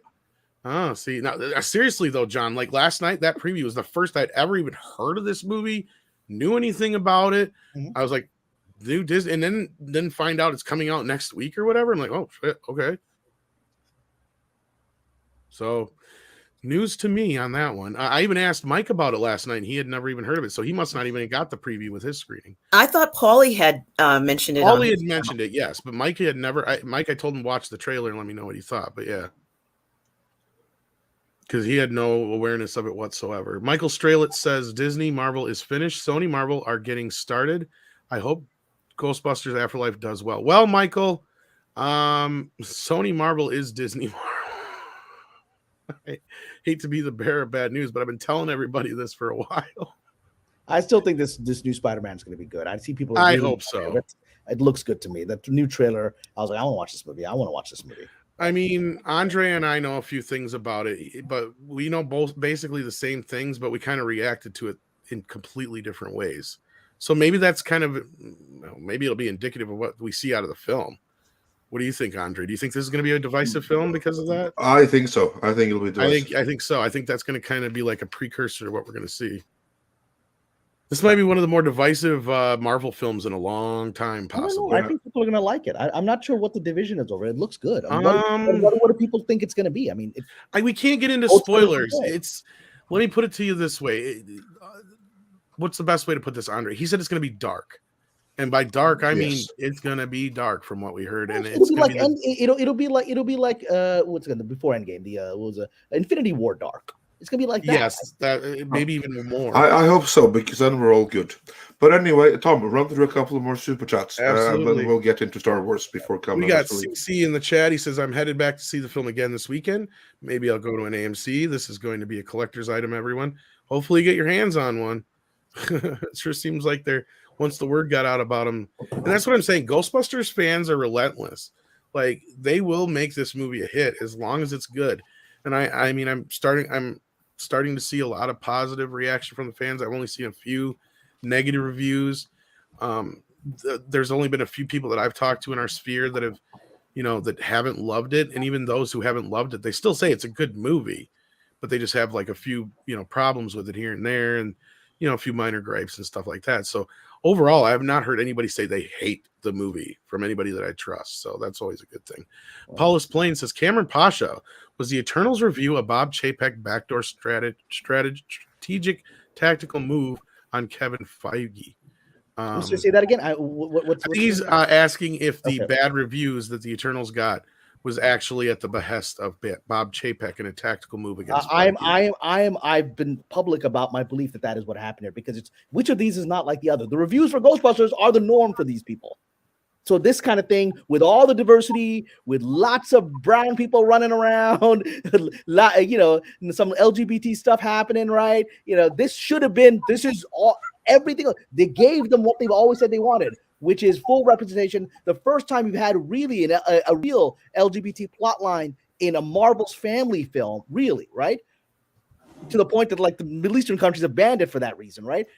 And you would think the critics would go, see, they're doing the right stuff, and they went after it. That's not normal. That's because they were told, hey, this is the angle you got to take on this one. Listen to us. You could be right, but I also think at the same time, with the song and dance they were doing to try and clean up their mess, I think what happened was you had too many critics that were being too honest, and then they got the oh shit moment when Disney lost their shit. And because you had the most amazing juggling act, I would call it, Valiant, to try and fuck with that score as best as they could over that weekend. And it had everything to do with not releasing certain reviews and shit until certain times. And every time they would get a bad review or two, they would all of a sudden some new critic from some fucking paper or a news site you never heard of before, all of a sudden automatically gave it some great glowing review, but it wasn't enough to counteract it. So I wonder if a lot of them just didn't realize, oh shit, we fucked this up. And then that's why we had like that Variety critic coming out and saying, oh, the critics are just being tough on it because it's a female director and it's generally a male, basically eating their own, right, at that point, because they had no excuse for not giving this movie a good review other than it's, obviously a shit movie. So like, I think they just kind of got caught with egg on their face, if that makes sense. Yeah, I probably so. Yes. Again, that's kind of one of those more like, don't like chalk it up to a conspiracy that can be, how's the saying go, Andre? That can be. Well, I think the saying is don't chalk up to negligence or malice. What is?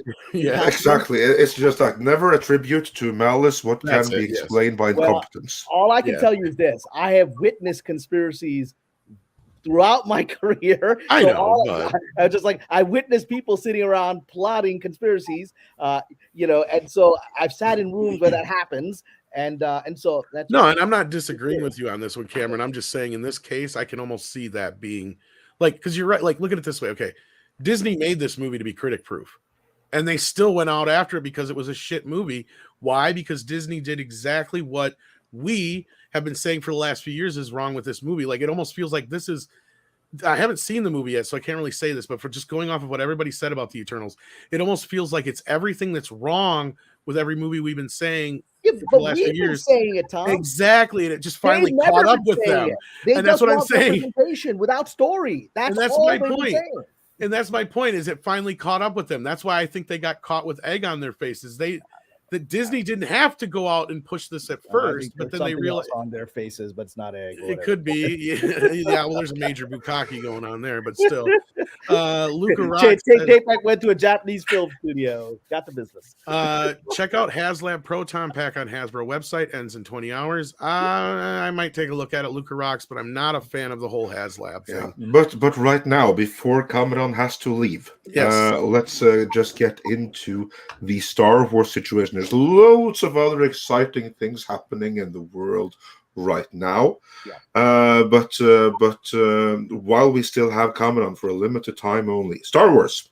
Earlier this week, a very interesting scoop was dropped in a little-known publication called Puck by one Matthew Baloney. And in this article from this publication, he started by going on a huge rant of why Kathleen Kennedy needs to be removed from Star Wars. And then it ended with, and she's been renewed until 2024, according to his inside sources. Now, this claim was then repeated everywhere from there. As far as I know, this is the only source. It was repeated in other publications up to Variety. It was retweeted by Mr. Kathleen Kennedy. But as far as I know, there still haven't been any other confirmation from any other major outlet. Nothing that the industry would take more seriously than Collider level. Kamran, to begin with, who is Matthew Baloney and what on earth is Puck? So I wrote about this on my Patreon, and I did a wonderful video with Valiant Renegade this week, which everyone should watch. But Matthew Baloney was an editor at the Hollywood Reporter who was fired about a year and a half ago. What I'd heard at the time, it was that he confronted some of his bosses who owned the paper that he didn't like the editorial directions he was getting, which is one of those rare moments where you look behind the curtain and you realize these people are being given editorial directions, right? What I heard was that, and this is not anywhere in the trades, just rumors that I heard that I believe, is that the Hollywood Reporter had now decided to differentiate itself from Variety and Deadline, which are owned by its competing company, Penske Media. And Variety and Deadline, as we talked about, are largely spokespeople for the club. The club being the public face of Hollywood, the famous celebrities, people like Bob Iger who love the limelight. That's the club, right? Whereas Hollywood Reporter decided, all right, in order to differentiate ourselves, we're going to support the behind-the-scenes power players of Hollywood, right? And whatever disagreement Mr. Baloney had about that direction or what they were going to do, I think it played out initially in a form that I didn't like, which is the Hollywood Reporter largely took the side of a certain ex-wife of Johnny Depp because she was in a relationship with one of those powerful players, wealthy people behind the scenes, right? And so they took that side and went after Johnny Depp in a really disgraceful way, in my opinion. But they've also then taken the side of Bob Chapek. So it is very interesting that this news or this information has been only apparently coming out through Puck, which is a media outlet I was not familiar with. I wasn't even aware of what Mr. Baloney was doing after he left the Hollywood Reporter. No one in the industry, to my knowledge, has ever talked about this thing. So it was like, for it to come out here means it was a strategic plant. The question is, who planted it? Right. And I have my theories. I think friends of mine like Stephanie Janisek have some other interesting theories. But I have stated on my Patreon and in my conversations with Valiant Renegade that I am of the opinion that this was a plant by Kathleen Kennedy herself to at least let people know that she got some kind of arrangement that I've always said on this channel is coming, golden parachute. People talking about it. Well, she's got allegedly a 3-year renewal just in this one source. The trades have not reported this, which is quite shocking. But if she had a 3-year renewal. But as I've said on my Patreon article, I revealed what had happened to me when I was let go by Disney. I was fired by Disney for handling internal politics at Tron not the way they wanted. And I was let go. But how did they let me go? They gave me essentially 1-year payout, which is go home, don't come into the office anymore. We're going to replace you with a more compliant writer, which they did. But you're going to still get your weekly paycheck. So I got a weekly paycheck for almost a year while I'm not actually having any power on that show. And that they did that to me, who's pretty low level on the totem pole, certainly compared to Miss Kathleen Kennedy. If they did that to me to keep me quiet, right, at that time, why wouldn't they do a similar kind of payoff to Miss Kennedy, who is very powerful, very influential, has a lot of information about people that cannot be revealed publicly without causing them damage? And so that is my opinion, that when it didn't get out in the trades, or the trades had been given an order, a gag order by Disney to not talk about this topic, because the perfect situation for Bob Chapek is strategic ambiguity, which is where we were, which is people don't know what is happening with Kathleen Kennedy. The fans are grumbling. She might be there. She might not be there. We just don't know. And everyone's attention focuses on the new, really recreated Jon Favreau verse and whatever's happening post Feige's, hiccup verse of Marvel. He wanted the attention on the future and not the situation.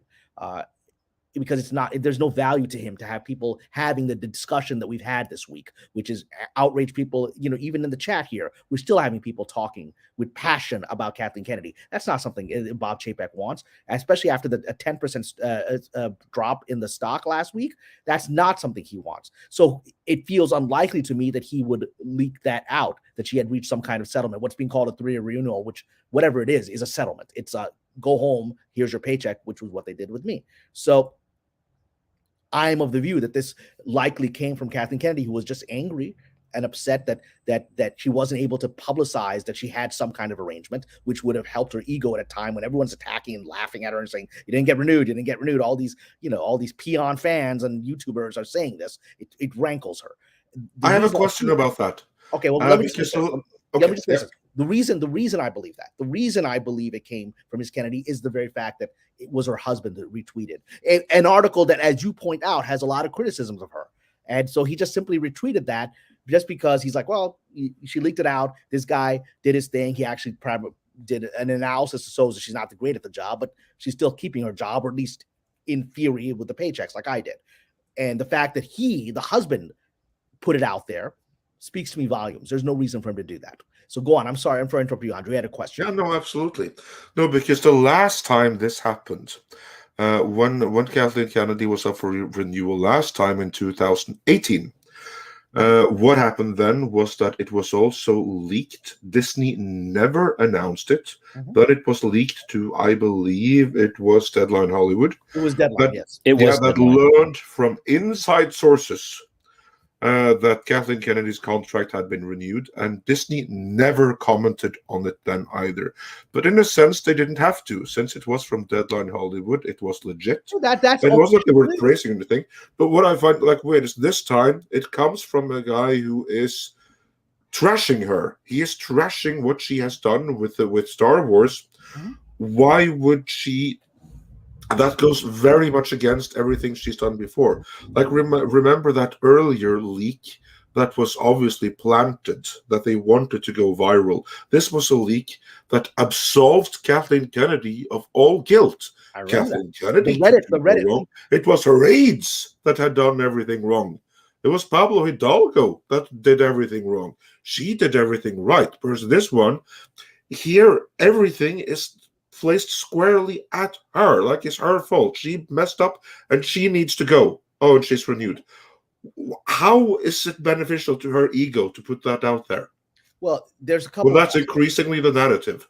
Okay, there's a couple of that's why our friend Stephanie Janicek is of the view that this might have been actually Chapek who was attempting to do literally 6D chess at this point. It's like putting out the information that he shouldn't want to put out in order to damage her reputation, right, and get her out. That's possible. It's certainly with Mr. Chapek, all things are possible, right?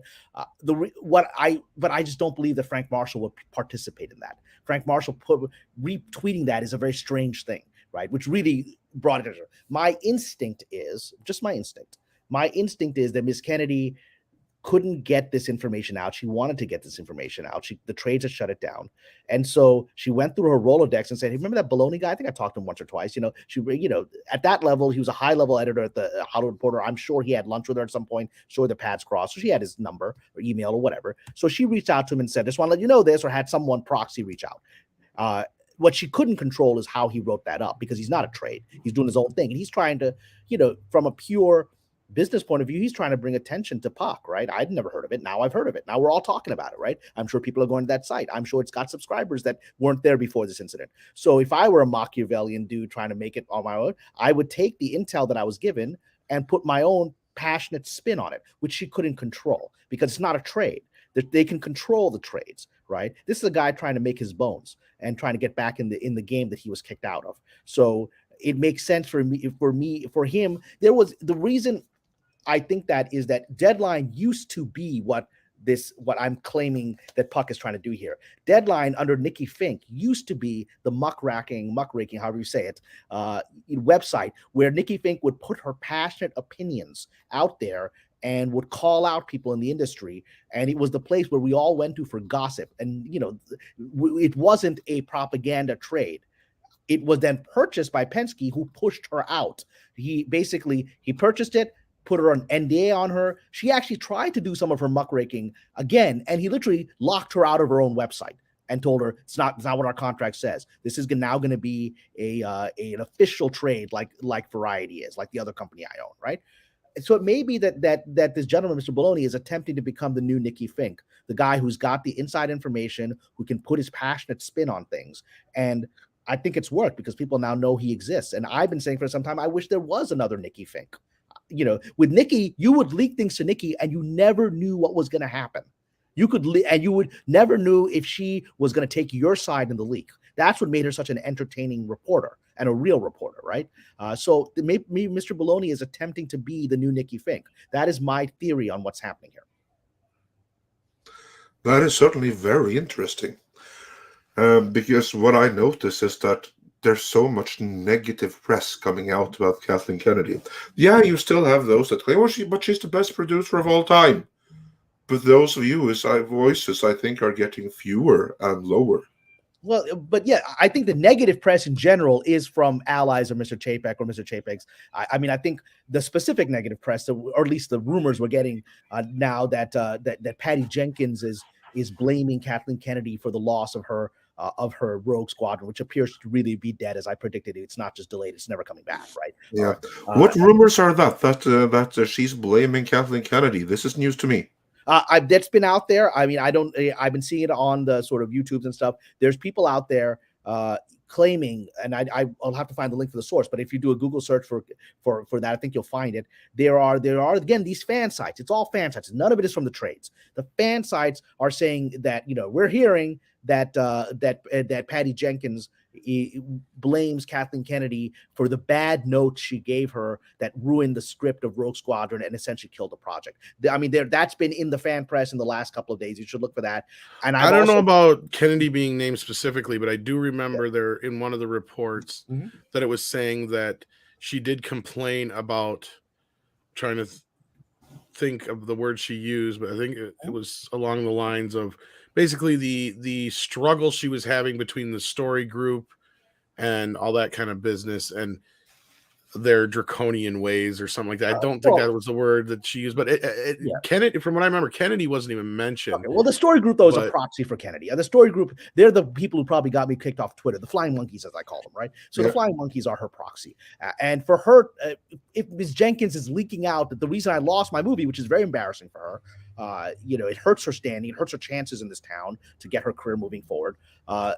If she's doing that and she's blaming the story group, from everything I've heard for a year now, the story group is just, to the extent that it even exists, it's just a hollow, empty thing there, right? They're sitting there twiddling their thumbs. They have no power over Patty Jenkins. I mean, the story group, Pablo Hidalgo is going to tell Patty Jenkins, the director of Wonder Woman, to what's got to be done on Rogue Squadron. That's just an excuse, but it's pushing it up to notes coming from the Kathleen Kennedy camp. Similarly, there's these fan reports claiming that Rian Johnson's trilogy, which was never going to happen, but was killed because of internal politics of Disney, and again, the implication being it's Kathleen Kennedy. Those kinds of things, I think, are being seeded by allies of Mr. Chapek. With regard to Bologna, I just think he's Nikki Finking. I think it was leaked to him, and that he did his own thing to get his own reputation out. And Frank Marshall's like being badgered, like, well, look, you got to get. Nobody's noticing the fact that I got this alleged renewal. Frank, you got to put it out there. And so his wife is badgering him, and he's just here. It's just a retweet. I don't think he even read the article, which we would have seen then. He's very critical of his wife. Yeah, speaking of critical, Among fans, the rumor has been met with an extremely critical reception, to put it light. I mean, we now have like people are like they're swearing off Star Wars for good because of this. Do you think that Chapek's office, Disney and Lucasfilm at large, noticed that just her being there creates such toxicity and lack of confidence just with her mere presence? Even if she has little power, just her mere presence is enough to deter fans from checking out the properties. Well, Is I that think Chapek knows something? that. I mean, Chapek knows that. Chapek is known for at least a year and a half that he's at least had the title that Kennedy's a problem, and he saw that publicly with Carano, and he saw that when the accountants brought the numbers of who was canceling their Disney Plus subscription after the Carano firing. I was one of them, right? And so he's got those numbers, so he knows this is not news to him. That's why for me it is very difficult to believe that he would publicly leak this kind of thing, that they had to give her a payoff settlement because of exactly this. None of this is good. Looking at the chat right now, people are saying I'm done with Star Wars. I'm never coming back. I mean, we see in the chat. That's not something Chapek wants. He's just stuck with, how do I get rid of this person, who's got all these guns on different people, and they did, that's how they got rid of me. They're like, here's, we're going to keep paying you. Just don't come into the office tomorrow. Right. And that's it. I mean, that's how they got rid of me. And I was nobody compared to Miss Kennedy. Right. So it just doesn't feel like this would come from Chapek because of the exact reaction we're seeing. Nothing good. But I do believe this. I believe he's going to capitalize on this. If I'm of the theory, if my theory is correct, that this was Miss Kennedy leaking out something that she had been told not to do, because I was told, just shut up and go home. And don't talk about this. It's been 11 years. I can talk about it now. But at the time, it's like, because you don't want to mess with the Tron franchise. You don't want. I was writing for the Huffington Post at the time. I could have easily written a critical article of how I, as a minority, as a brown person, was treated at Disney. I could have. They were afraid I could do anything like that. So they just told me, here's your payoff. Be quiet. We're never going to say anything bad about you. If you get a call for a reference, just go, right?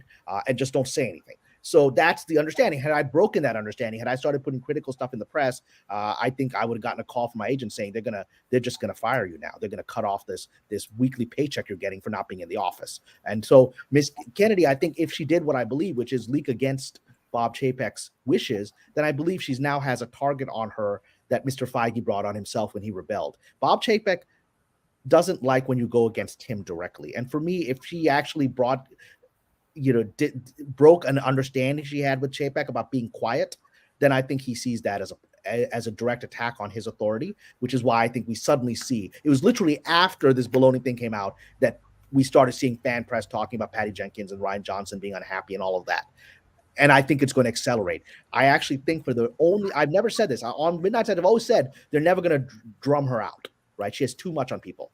But I'm beginning to see the beginnings of a Feige situation where Chapek's like, I want this guy out, and I'm going to start building the press against him, right? I think we're beginning to see that with Kathy. I think he would like her to quite honorably retire next year, whatever payoff they gave her, right? He would prefer that, especially after the reaction to this leak. It's not in his interest to have her there any longer, as you've indicated. He knows that, but he's got to do it in a way that the public turns against her and the industry no longer feels safe defending her. And I think if you've got Patty Jenkins and Rian Johnson at least leaking out that they were unhappy with their experience there at Lucasfilm, you're beginning to have the industry realize she's old news. And the thing is, even with all your power, the day the industry realizes you're old news. I mean, the perfect example of that is Mike Ovitz, who many of you may not know who he is because he's now old news. He was the founder of CAA, the most powerful agency in Hollywood. And he was one of the wealthiest, most powerful men, probably a billionaire.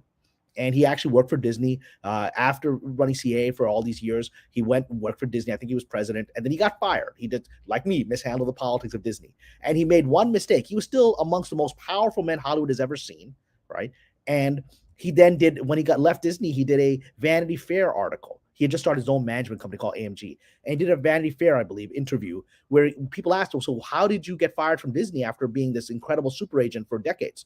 He said, and this is him, I'm just quoting him. He said, I made the mistake of going against the, quote, gay mafia.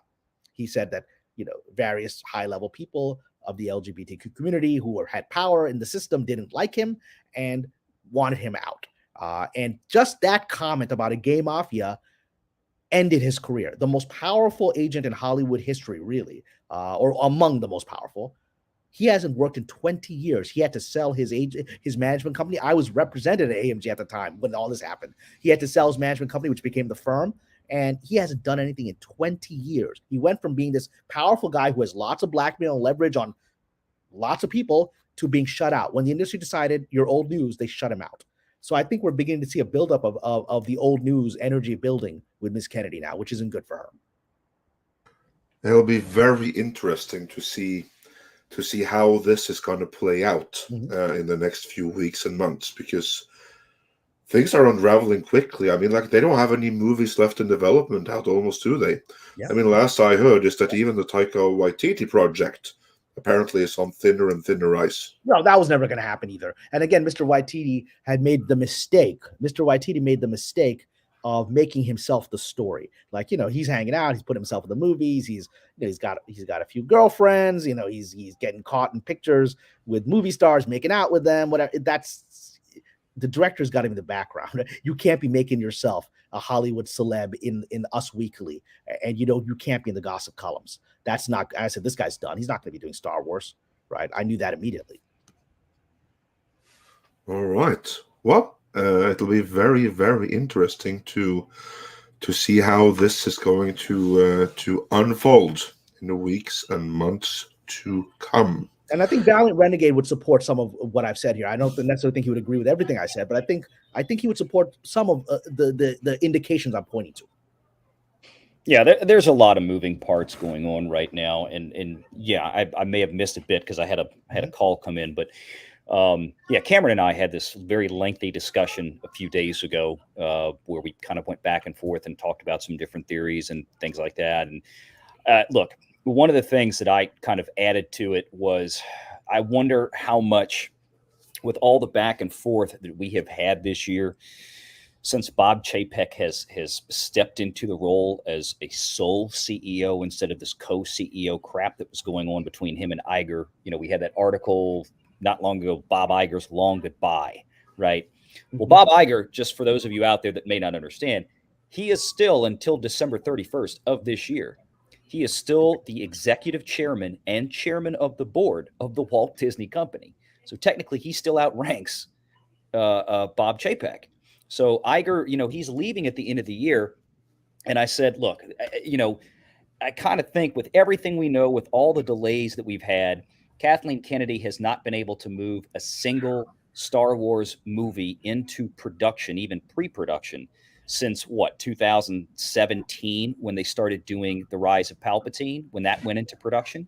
So it's been almost 5 years since she has moved anything off of the base and gotten it moving. It's ridiculous. And you're telling me, and with the slate of movies that she's had so far, and the absolute abysmal financial mismanagement that she has had in producing those films based on their box office returns and all the cost overruns and everything they had, 3 movies where they got 50 to 80% of the way through filming a movie, and then they shit can the writer and director, bring in somebody else and almost start all over from scratch again. I mean, it's got to cost Disney a couple $100 million extra.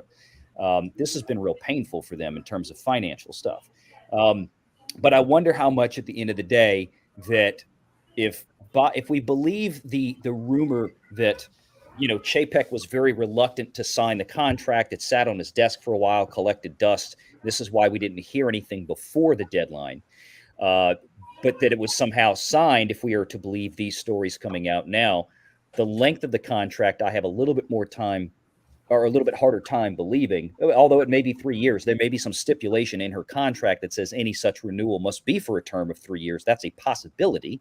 I don't know how probable that is, but it's a possibility. But I wonder how much Bob Iger had his hands in this. I mean, that was Kathy's friend. That's Frank's friend.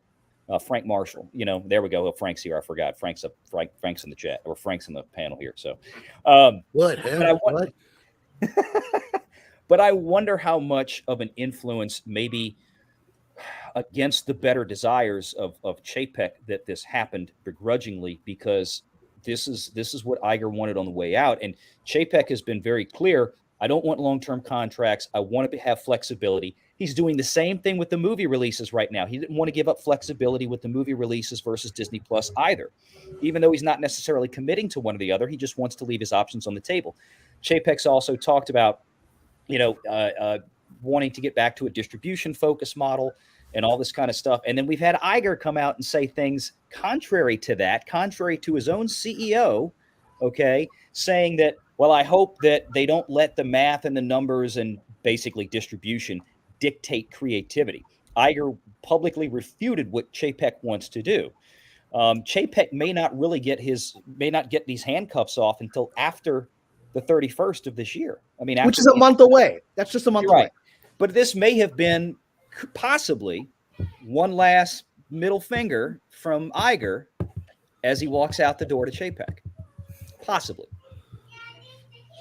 It's certainly well within the realm of possibility. And we shall see what happens with that. But Kamran, I know you have to go. Before that, I went through the super chats. There's one question for you here. From Michael Miller, who wonders, Pasha, I'm curious, your take on Netflix abandoning Star Trek Discovery and Viacom spinning it as Paramount expansion when they're about to default on $80 billion in loans. Well, I mean, I think that unfortunately Viacom and Paramount are real basket cases right now, even more so than Disney is, right? Because you don't have a Bob Chapek, visionary Machiavellian dangerous guy to knock heads there right now. Because I think, ever since the family drama with the Redstones, it's been a damaged place where you don't know who the hell's in charge and who's in charge of what. And so I do think, based on the economics of everything that I've heard, that Star Trek Discovery should have been ended, and this entire experiment with this new vision of Star Trek should have been ended, and they should do what was done in Ghostbusters Afterlife, which is go back to the core. I think, one of the showrunner that I've worked with who created Deep Space Nine, I worked with him on Twilight Zone, who was my boss, Ira Stephen Bear.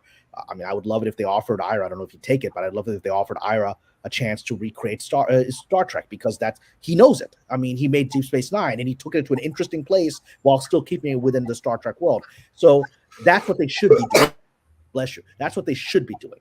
The fact that we're seeing this continuous stuff, there's and Vount and I've had this conversation. The official thing is, well, who's going to replace him? Like I said, there are people that can replace him. So I think there are other people that.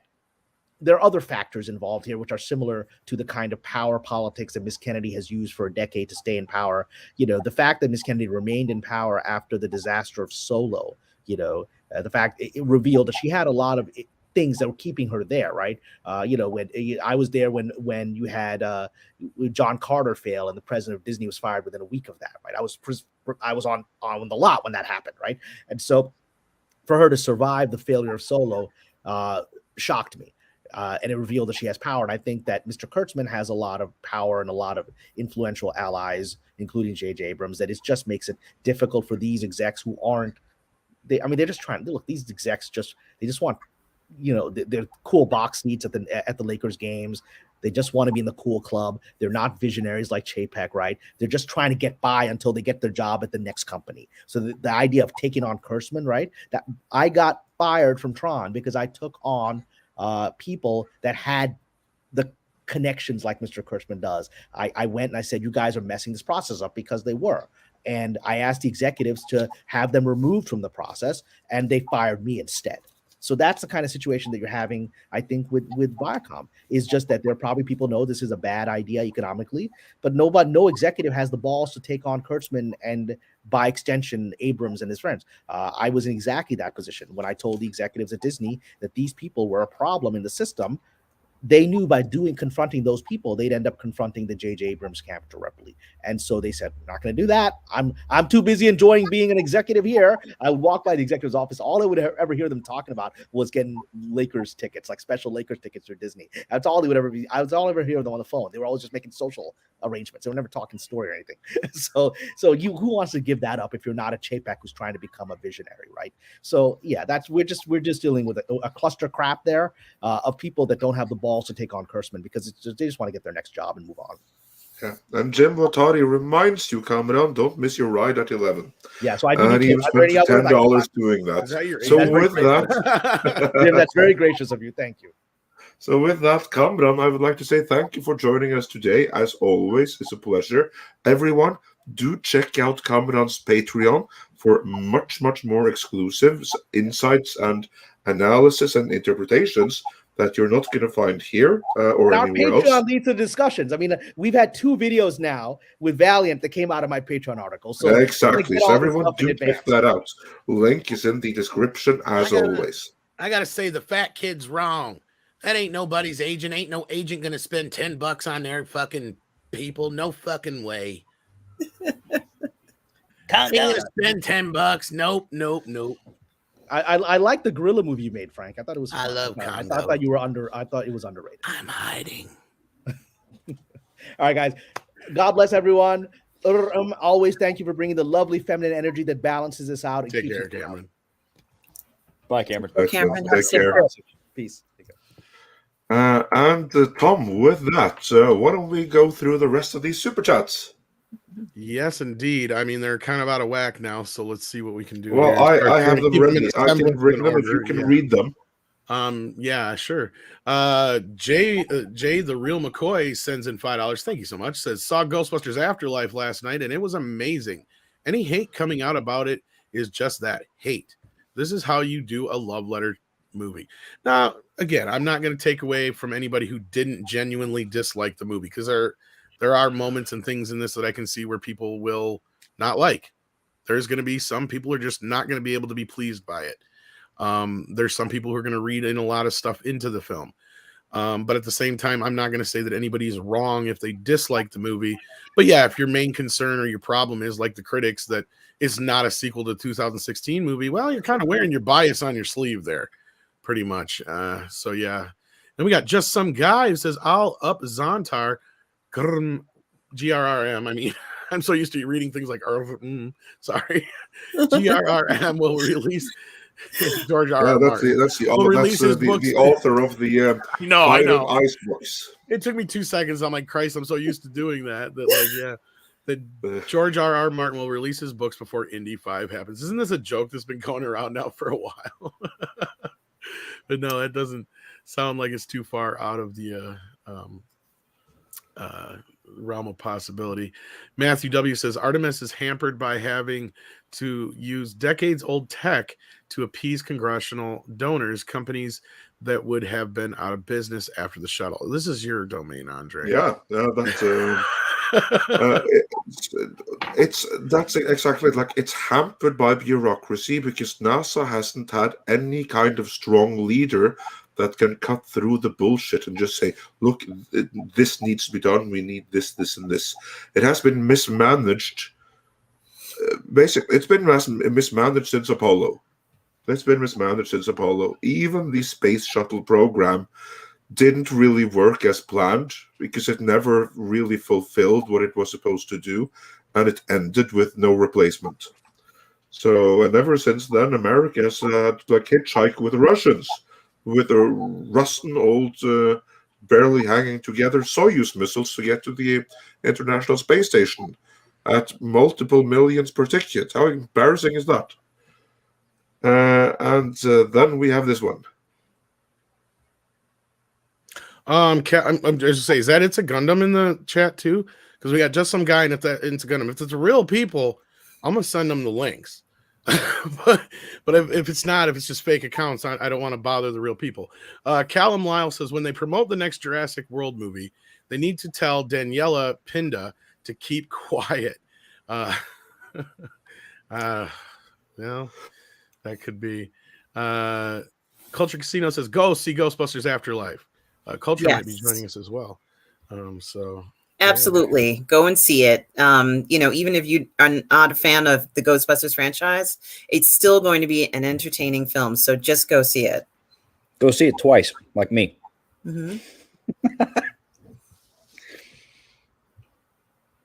Also, my Jason Gray became a member, so welcome. That's Norwegian for welcome. And then just some guy, he has some comments about Tom's general enthusiasm. World cancer is cured, Tom will.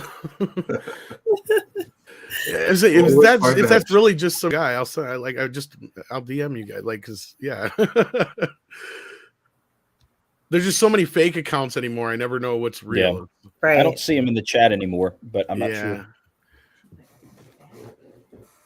Anyhow, Revcore says, speaking of Cameron's WW2 analogy, I hope we don't have a market garden.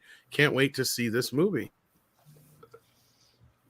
Yeah, I can't wait to see it either. Too bad I have to wait for 2 weeks.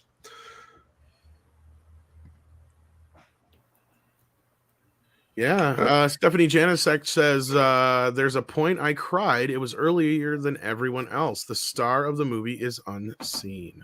Well, that's kind of true in a way. Yeah, there's a lot of special moments in this film as well that, you know, you are going to be a surprise. So, you know, it's just so enjoyable. And I can understand people breaking down in tears and just, you know, looking at this film and just having these strong emotions, because it is stirring emotionally. And that's part of the appeal of the film, is that it does really touch you. And we want films to touch us.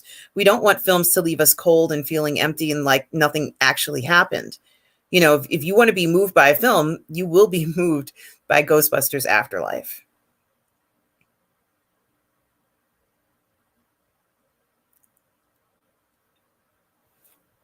You will indeed. And Tom, the next super chat is on the screen. Sorry, dealing with a few things here. House Atreides says, hail Midnight's Edge panel and chat. Haven't seen Ghostbusters yet, but did see Star Trek Discovery Season 4, Episode 1. I didn't think that show could get any worse, but it did. Have a great day, everyone. I hear it's so bad that we almost have to see it now. Just to see if it can be that bad. Well, it's a continuation of the disrespect for Gene Roddenberry's vision.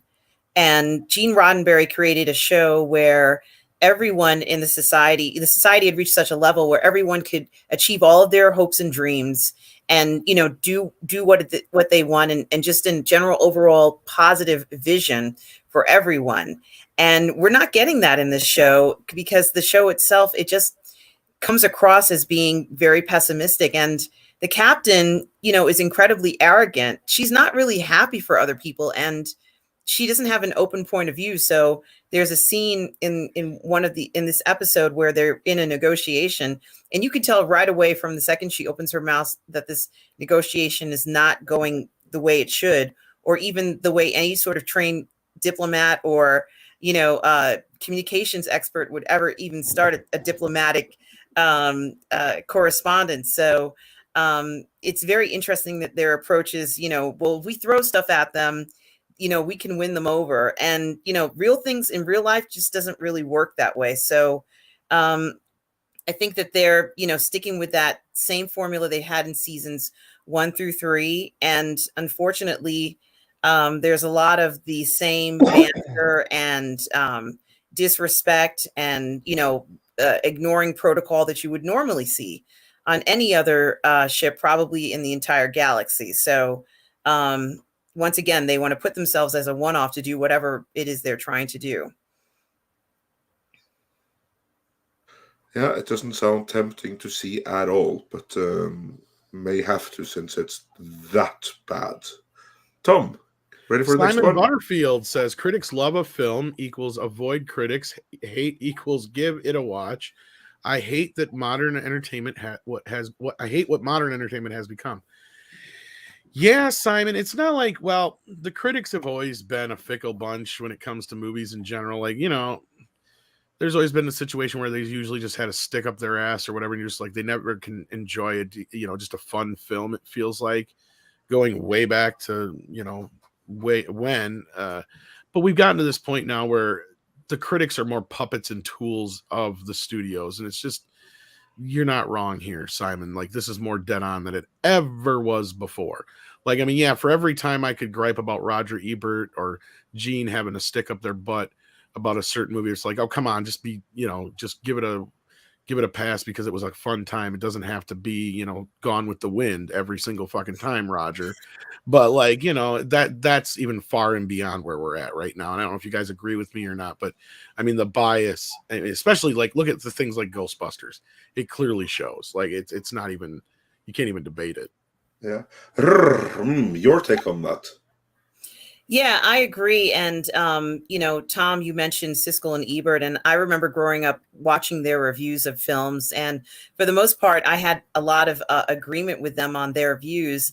And I could understand, legitimately, they would look at a film and they weren't looking at a film to say that they, I bet you there were a lot of films that they watched that they didn't care for, but they gave it an honest review. And, it's very hard to see something like that, nowadays. But, sometimes they were correct in what they were saying when they would say, well, the film lacks this or could use more of that. But, I think it's very important to note that I don't believe they had any agenda when they were reviewing their films. They were just critics, and this is what they did for a living. And no one was pushing them to go in one direction or another, because sometimes they would disagree, right? Tom and Andre and Valiant? Oh, yeah. They would have disagreements right there on their own show. And, if it really was agenda driven, they would just be right on the mark, spot on all the time, having the same opinions. And we didn't see that from them. And that's why we kind of look to them as great, role models for reviews. No, in fact, actually, Roger would sometimes give Gene shit for being so harsh on movies sometimes. Like, he was usually the one that would give things a pass once in a while if he just had a good time. But no, like, you're right, 100%. Like, they gave their actual feelings. For even if I didn't agree with them all the time, I still believed their reviews. Nowadays, I don't believe half the review, or most of the reviews, I should say. It's ridiculous. Like, going back to 2000 Ghostbusters film, every review was glowing. I'm like, how can you fuckers be talking about the same movie? Finally, Richard Roper, who worked with Roger Ebert, was the only honest critic I could see who come out and said, this movie is fucking trash. Like, it's like, thank you, finally an actual critic, right? Like, who actually is not worried about what the studio is going to fucking do to him. It's just like, that's where we're at now. It's like, they're so worried about losing their access, right? It's like, well, if that's the case, then what the fuck are you doing this job for? Because then you're not even really doing your job. Yeah.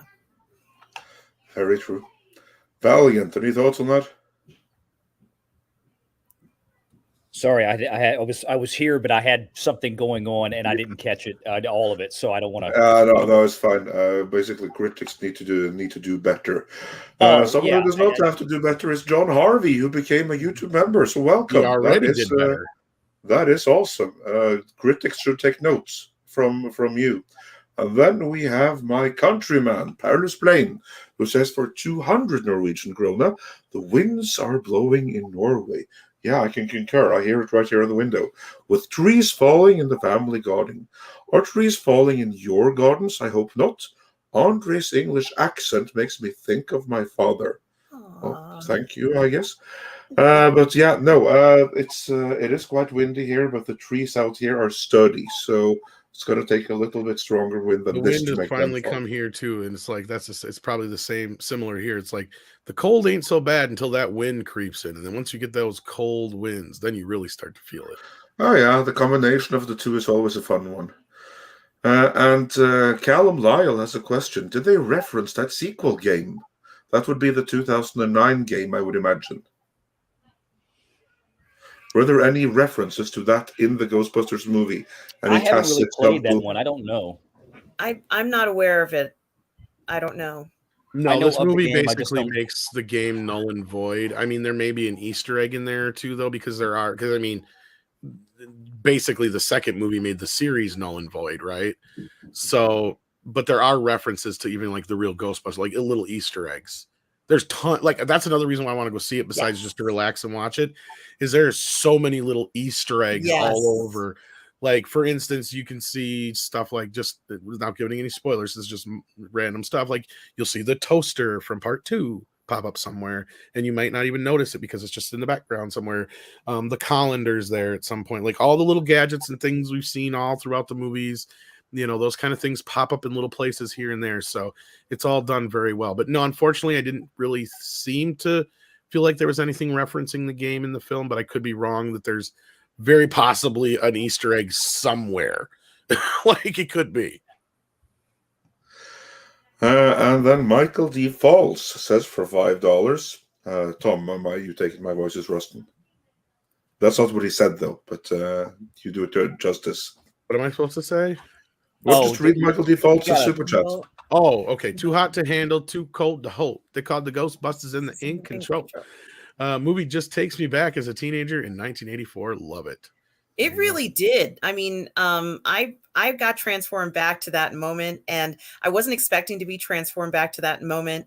And you know, like I mentioned before, that they told it from the point of view of a child, in my opinion, was even more satisfying, because I remember how I felt sitting in the theater in 1984 and watching Ghostbusters for the first time and just marveling at how incredible this whole idea and the film was. And I did get that good feeling back from 1984. So I agree with you, Michael D.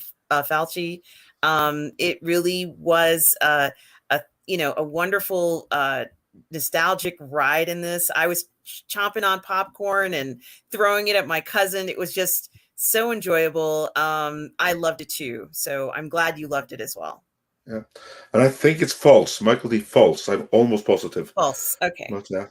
And then Johnny Menick, and he is a Canadian living in Europe. New member here. Love your show. Oh, thank you. And I think that if you go way back in your family, that name may once have been pronounced Menich. Wouldn't surprise me. It just looks that way. But anyway, thanks for being here. Really appreciate that. And then let's see, what do we have next here? Or if we are starting to get caught up. Well, I think we had quite a few yet to go through. Yeah, we have Action Com is the next one. And he wonders, if they do sequels, what are the chances they'll hire an insane director to go in a radical new direction, like Shades of Last Jedi? No, for two reasons. One, Ivan and Jason Reitman, and two, the crap that happened before. Between those two things, I don't think they will ever let that happen. And I think Tom Rothman is more than happy to let this Ghost Corps thing exist and let Ivan and Dan Aykroyd and Jason Reitman kind of shepherd this thing going forward. I think that he's plenty happy with that, because this is really right now the only real franchise Sony has that isn't, kind of like the Marvel thing, right? Like that's got not shared with Disney. Yeah, exactly. That's not shared in some way. I mean, yeah, they got Men in Black, but they kind of drove that into the fucking ground. And I mean, a lot of their other things are kind of video game related. They have like some like smaller franchises, but Ghostbusters is their kind of thing now, and they have to kind of make this work. And especially from a merchandising standpoint, I mean, this will work wonders for them. I mean, how much merch did they really sell from the last turd that they dropped? Probably not much. Is it going to, and Valiant, and maybe is it going to make $1 billion? The new Ghostbusters movie? Mm-hmm. Yeah. I would love it to gross $1 billion worldwide. I think that might be a bridge too far. But it doesn't need to do $1 billion. I think it's really going to. I don't think that's within the realm of possibility. No. But again, it doesn't have to do that. More like it, yeah. I think if it levels off around, if they wind up with 400 million on this, that'd somewhere 350 to 400. Oh yeah, I mean that's a win. Like I said, the threshold for them actually clearing a profit margin on this movie because of the Reitmans, because of Dan Aykroyd being a good steward with the finances on this movie. Like I said, they don't have to get really probably much more than 250 to 300 million in that ballpark. They're gonna be there. I agree. And then again, all the ancillary sales, they're going to sell a lot of merch with this. Now, I mean, we gauge box office success. I mean, just look at like those popcorn holders. Yeah. Yes. For one. And also, what I will say is that for the past 2 years, I've been seeing Ghostbusters merchandise in toy sales. I first noticed in toy stores. I mean, I first noticed this when I was in München, or Munich, as it's called in English-speaking countries, for Oktoberfest back in 2019. I'm so glad I went back then. But anyway, what I noticed when I went to like a toy store there to get like some presents for my kids was there's Ghostbusters toys, not the 2016 version, but the original. And since then, I've seen it all over the place, here in Norway, everywhere. Ghostbusters like nonstop since then. I mean, so they must have been pulling in some pretty decent on merchandise the whole time, and they're going to spike incredibly right now. Yeah, there's actually like 2 different. Oh, go ahead. Sorry. Oh, no. I was just going to say it's starting to come out now, and it just happened. I went over to Amazon just to see, and the first thing that comes up is a $200 Lego Ghostbusters Ecto-1, and it's branded. I believe I'm pulling it up, but yeah, well, it just says Ghostbusters. I thought it might be Afterlife. They might have that on there, but I don't see it. But I mean, there's still plenty of Ghostbusters toys. There's probably going to be more stuff coming out. So I think they'll do well with it. Yeah. I mean, they've got 2 figure lines going right now. They've got like the Playmobil and the Lego stuff and all kinds of other kind of things that are tied in with it. Yeah, it's all a lot of Hasbro. Like, I mean, a lot of that stuff was dropped, last year to originally coincide with when it was first originally supposed to come out. But I mean, yeah, like Andre said, I've seen it steadily on the shelves. They had the Afterlife figures out almost when did I get those, Andre? Was it 2 months ago now, or is it only like a month ago? It feels like forever ago. Yeah, but time flies, So I know, that's the thing. So let's just split the difference and say month and a half. Yeah, roughly month and a half we'll go with. So like, yeah, and I mean, and they're all gone now at my store anyway. They're gone. I went back because here's the shitty part is I bought the guys. And I'm like, well, maybe I should go get the kids now because they actually have one of those put together figures. So you have to buy all the figures to get the terror dog. Right. So I was like, well, fuck, I might as well go back and get the other ones now and blah, blah, blah. I went back. No, they're gone. All of them. I'm like, shit. They have eBay. They have the kitty version because they have the other line they have is like a kittier version of the original Ghostbusters and some ghosts. But like that's like directly aimed at kids, and it's kind of like more like the Fright feature ones they had with the old line, the real Ghostbuster, but they actually look like the movie Ghostbusters. So it's kind of a hybrid. It's like they took the kind of design of the real Ghostbusters with the actual people and put it in there and stuff like that. But they added like the Fright features thing to them and stuff like that. So there's that line as well. And both seem to be selling pretty well. Like that one's still, there's plenty there, but the Afterlife line was sold out pretty quick. I was surprised. And after seeing how these popcorn things are going, I'm not surprised now. And honestly, while I was at the movie theater, I thought if they had s'mores, I would have probably bought a whole bunch of those and ate them during the movie too. But I'm curious, the 2016 film, did they have merchandise and did that sell at all? They had tons of merchandise, and the only shit that sold was the classic stuff. Yeah. Okay. Because they came out with 2 lines. They had the line of the original Ghostbusters, and then they had a matching line of the newer ones. Let's put it this way. The original line sold pretty well, but the girls were on clearance by the end of July. Well, you could just swap out the head sculpt and put another head on it. That's what I would have done. But I know that sounds cruel, but, collectors do that all the time with, depending upon the type of figure it is. So you could just reuse if the suit is the same or whatever. But here Professor Gray has a comment here. Tom. Yeah, he said it was on clearance before the film even came out. Probably was in some places. Yeah, probably was. That's Marvel's problem right now with the Eternals and Shang-Chi. They had the same issue. Yeah, I don't blame them. Moving on from that, Willie Woodward says, I think Kamran's prediction about Afterlife box office right. To add to it, I think it'll show further how irrelevant professional critics are. Yeah, this is not going to do any wonders for the I want to be positive box office, but I just feel like I don't also want us to get our hopes up. And unfortunately, unless it does make some huge amount, it won't make the ripples we want it to unless it does. Because we saw the same thing with Rambo. Remember, Andre? Oh yeah, it needs to knock it out of the park. It really does. This needs to fire on all cylinders in order to make a lasting change. It really needs to make, if it can get over that $40-some million hump this weekend and push closer to that 50, I'll feel a lot better. Yep. I would have felt really good had it done 60. I'd have been like, yes. This, it'd have been a big, we fucking told you so. It's only Friday. Let's keep I hope so. My fingers are crossed. I'm not trying to be pessimistic, like the other super chatter said, but at the same time, it's I want to be real about this. And that fucking last movie, I'm sure, turned a lot of people off. Mm-hmm. You have a lot of people who are still probably, not wanting to go to theaters yet, but people are out and going and doing stuff, right? and you got limited screens in certain areas and stuff like that. I just hope, my fingers are crossed, that it does so much better than everybody anticipated. Because when I first saw those $30 to $45 million projections, I'm like, that's not good, because that's right in line with the other one, and it doesn't matter. They aren't going to take into consideration the same things we are, because they're just going to use that as, look, see, the other one did better. Yeah, it has to outdo it. This is important, because that's going to be the only narrative. It's going to be compared.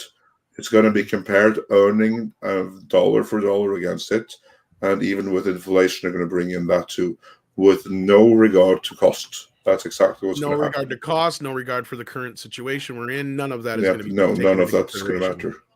Entirely accurate. I'm definitely going to buy it on physical media as well when it comes out. So I already know that right now. Yeah. I was going to say, with good word of mouth coming out like we're talking about today with Thursday night previews, that's why Thursday night previews are so useful to these studios and distributors, is because they want that good word of mouth to start going before Friday from people who have seen it. And I think if this continues, it continues to build, then by Sunday, it's why I'm giving this movie a pretty decent chance of thinking that it's probably going to overperform. I don't know how much, but I think it's going to overperform some of these projections, $40 million like they're projecting. I think it's probably going to inch closer to the 50, or maybe get over 50 with really good word of mouth. And then again, into next week, Thanksgiving week, especially you get towards the Black Friday weekend. That's a big weekend usually for whatever's out there. So we'll see. Yeah, indeed. And then Tom, would you like the next one?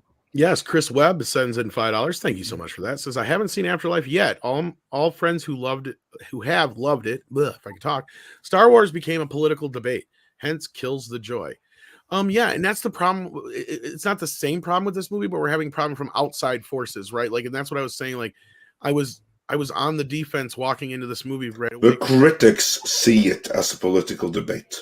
And because of all that bullshit that we've dealt with in the last few years, I wasn't able to just go into the movie and enjoy it for a movie for what it was until I was finally able to relax a little bit into the screening, right? So hopefully I get to see it again, and hopefully I can just take it all in for what it is and not have to think about anything else, and maybe then I can pick out some more of the Easter eggs and all that fun stuff too. And then we got Culture Casino, who says, I'm headed back to see the film again this weekend. We already got this one, but he goes, maybe I'll go to an AMC, and this is going to be a collector's item, everybody. He's talking about the car, yeah. Michael, tell me about it, Culture. I just bought one on eBay. Says, Disney is finished. Sony Marvel, we got this one too. But thank you again, Michael Strelitz. Yeah, I'm moving on. Yeah, we got a couple of here in between, so I'm moving on to the next one that we didn't get. Did we get this one? Yes. We did get that one. Yeah, but I think the one before that would be the next one where we left off before. So yeah. An accidental tourist sent a super sticker, if I could talk, and I believe it was let's see here. Willie was nice enough to save them for us in the chat thing, and it was sorry taking so long. Which one are we on? Accidental tourist? Yes, that was a coffee. Thank you so much for that. We appreciate it. And then Michael Strelitz says, ouch, damn. I'm not sure which he's referring to there, but yeah, that was from a while ago. So sorry. Yeah, that may have been in reference to the Rittenhouse thing, because that was just about that time. And Kenneth LaRocque also sent us a super sticker for $5 Canadian. So thank you so much for that. And that was let's see here. Kenneth LaRocque was a keep it up sticker. Thank you so much. We'll do our best to do so.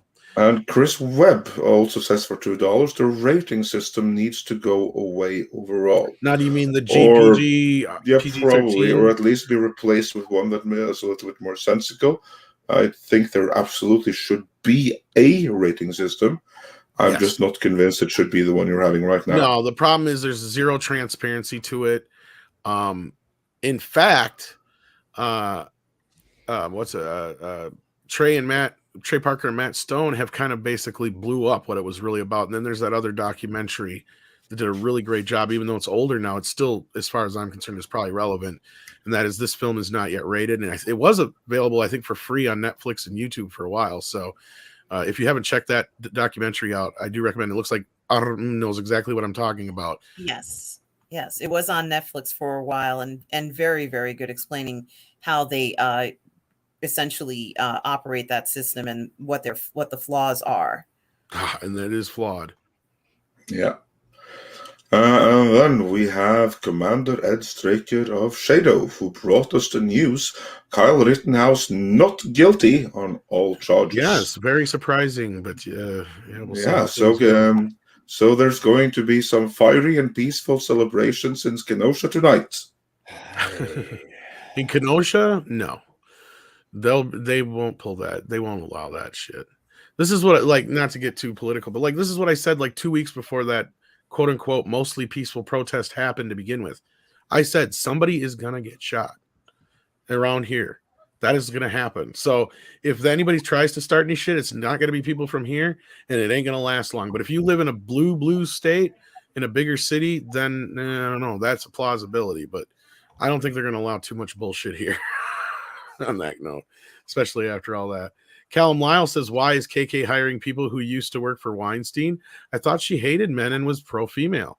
Well, they're females who used to work for Weinstein, so that's the difference. That's okay. They were just the facilitators. They weren't the one who actually did the diddling. I'm sorry, did I step over a line there? I don't know. I didn't say anything. I just laughed.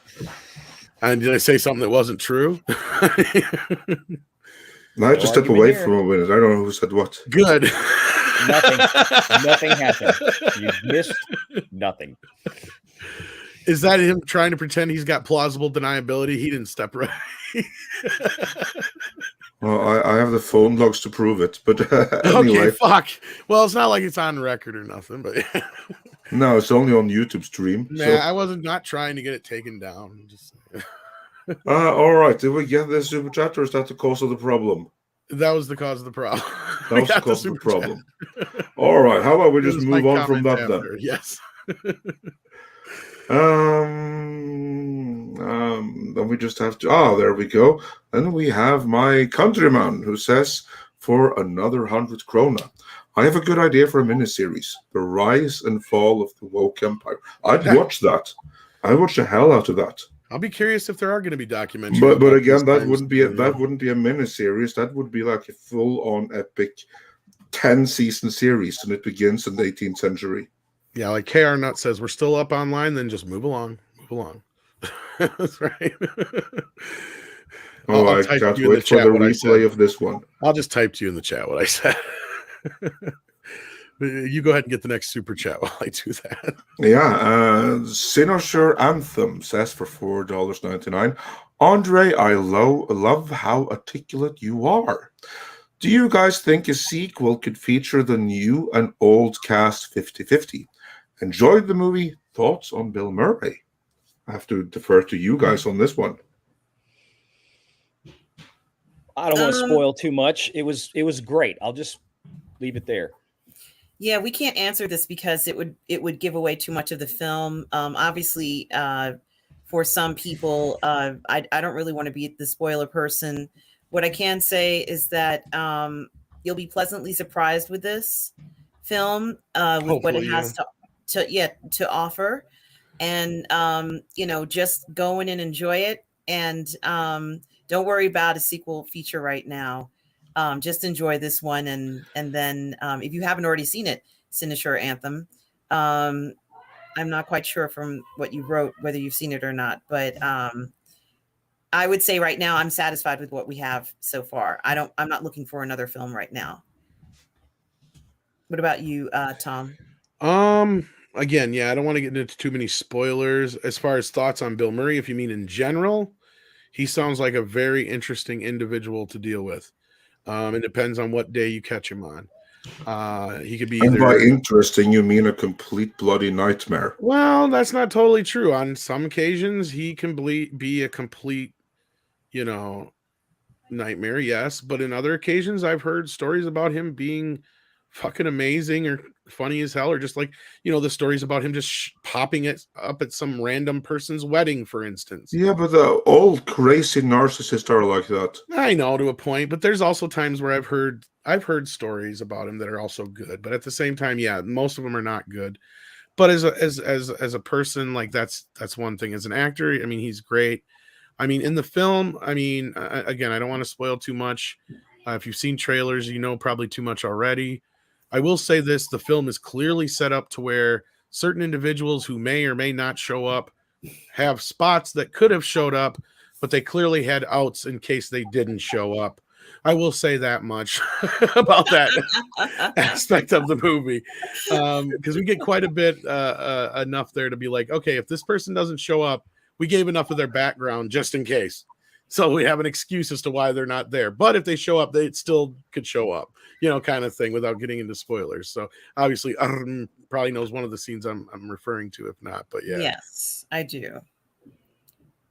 So, like, I thought that they utilized the characters pretty well. Yes, of course, when we get to, and if we get to any sequels, I definitely would like to see much more of them. Of course, there was some things I wanted a lot more of in this movie, but I compared it last night to a fine meal. But you just wish you had a few more extra bites. But, you know, if you probably got those extra bites, you might walk away a bit too full. So I think it's best to walk away wanting just a little bit more than being overstuffed.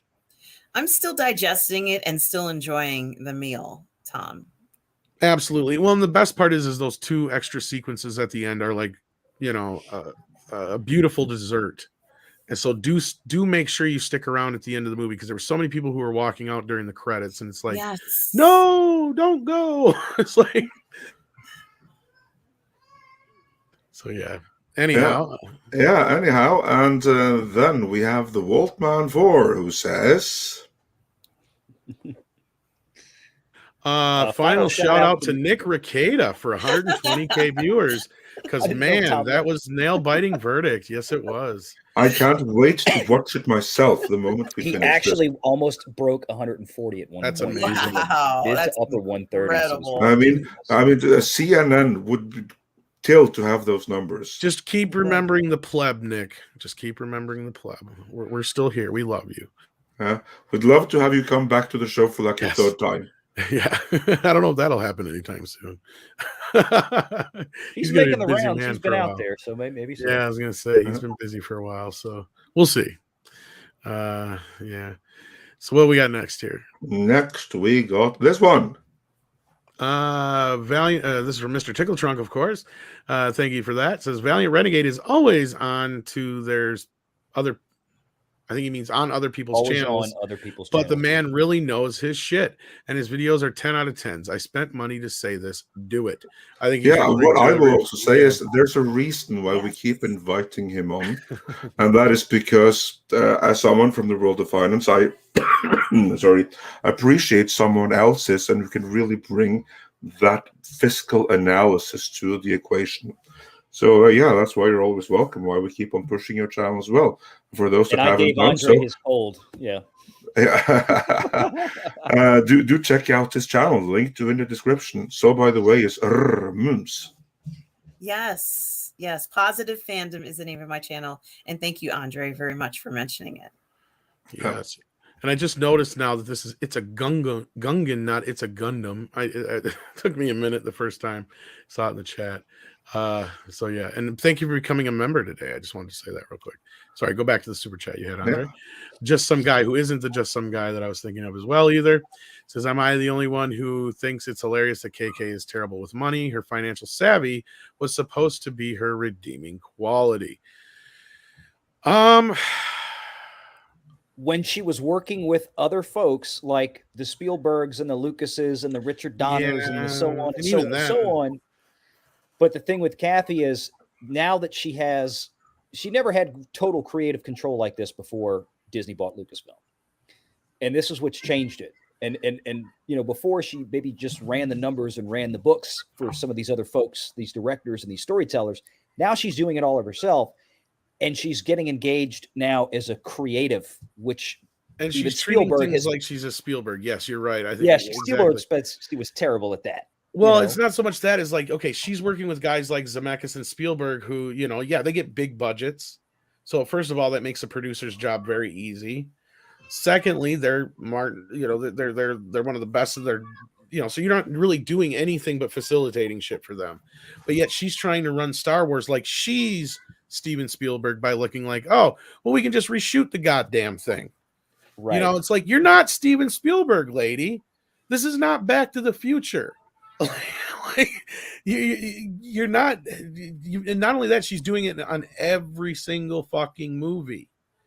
And now we're getting to the point where if that's true with Rogue Squadron, whether she had anything to do with it or not, it still kind of falls on her lap because you're at this point now where you got a movie that couldn't even get the fuck off the ground now.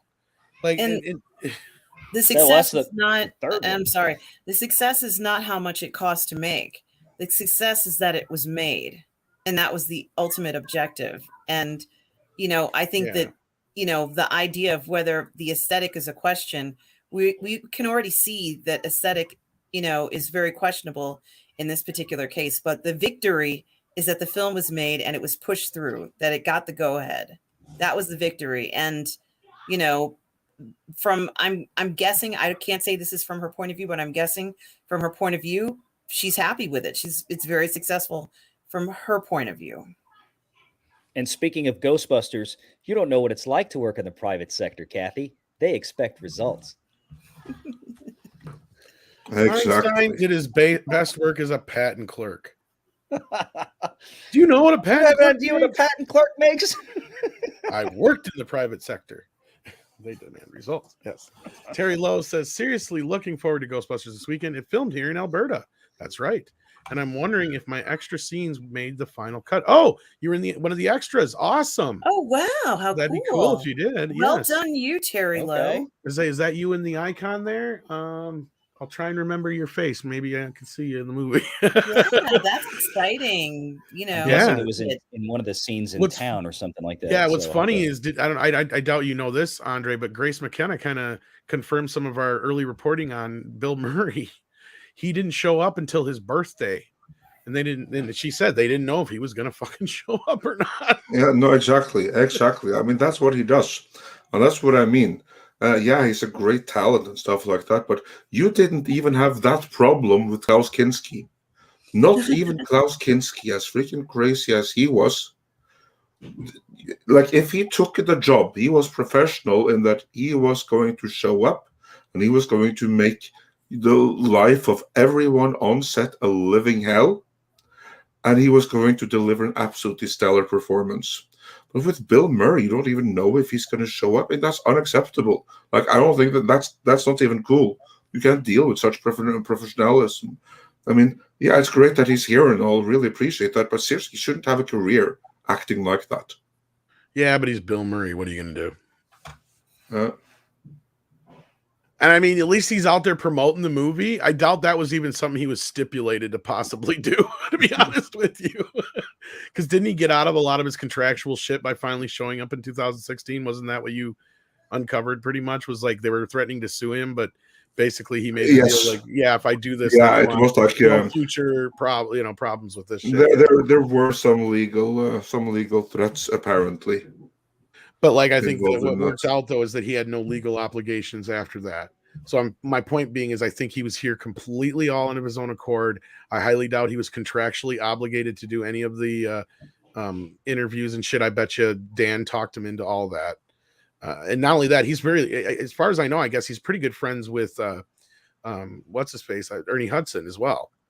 Because that was one of his big issues with the earlier films, or that was at least one of the excuses he would use, was he always wanted Ernie Hudson to get equal screen time, equal lines, and all that shit as the other guys.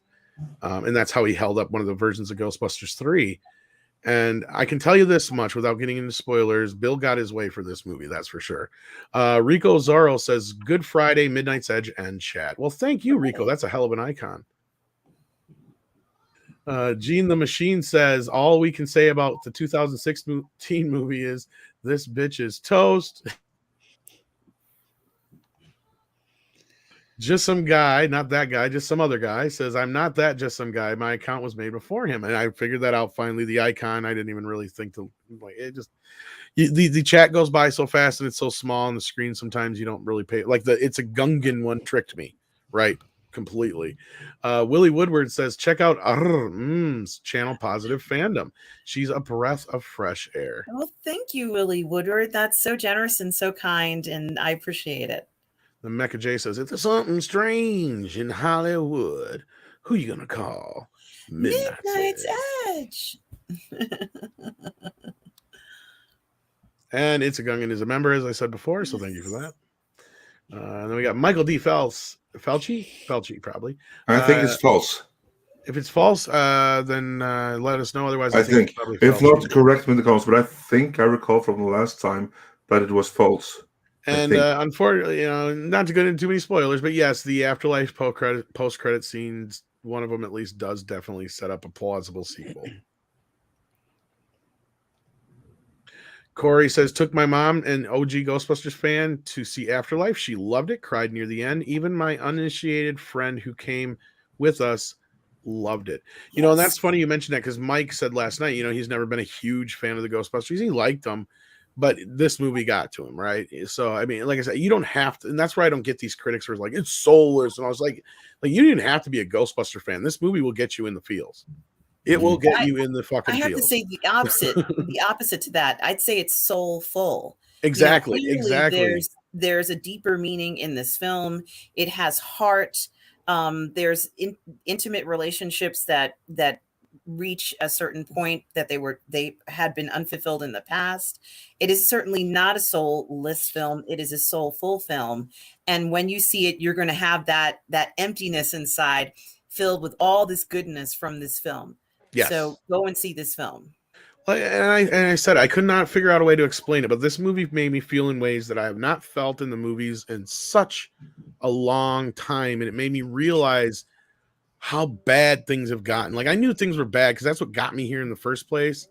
Like, that's what made me start this type of YouTubing, and what got Andre's attention, and that led me to find Midnight's Edge, and all that things they all kind of revolved around that. But like, this movie really hit that home more so, is that the last, especially like 15 to 20 years of movies, have been just utter garbage, like in comparison to this. Yeah, speaking of utter garbage, it's not over. Check out this next one. Nicholas Horton says, hail everyone, IGN's review for Revelation Part 2 is out. Sent you the link to Tom on Twitter. I'll check that out. Says everything's rumored is true. It's mainly Tila versus Evil Lynn. Skelegod doesn't appear in all 5 episodes. Is this a spoiler? They sent a spoiler chat. Kind of, but like all this stuff was kind of leaked early on. Who cares? Does anybody care? Yeah, it's almost like officially leaked because they gave so much away with the fucking toys this time. And it's like, are you kidding me? Like, you just confirmed all of our worst fucking fears, basically. I mean, the only way it could get worse is if they actually had fucking He-Man's head on a pike at the end of the last episode. Don't give them ideas here. And Tila pissing on it like that one rock star chick.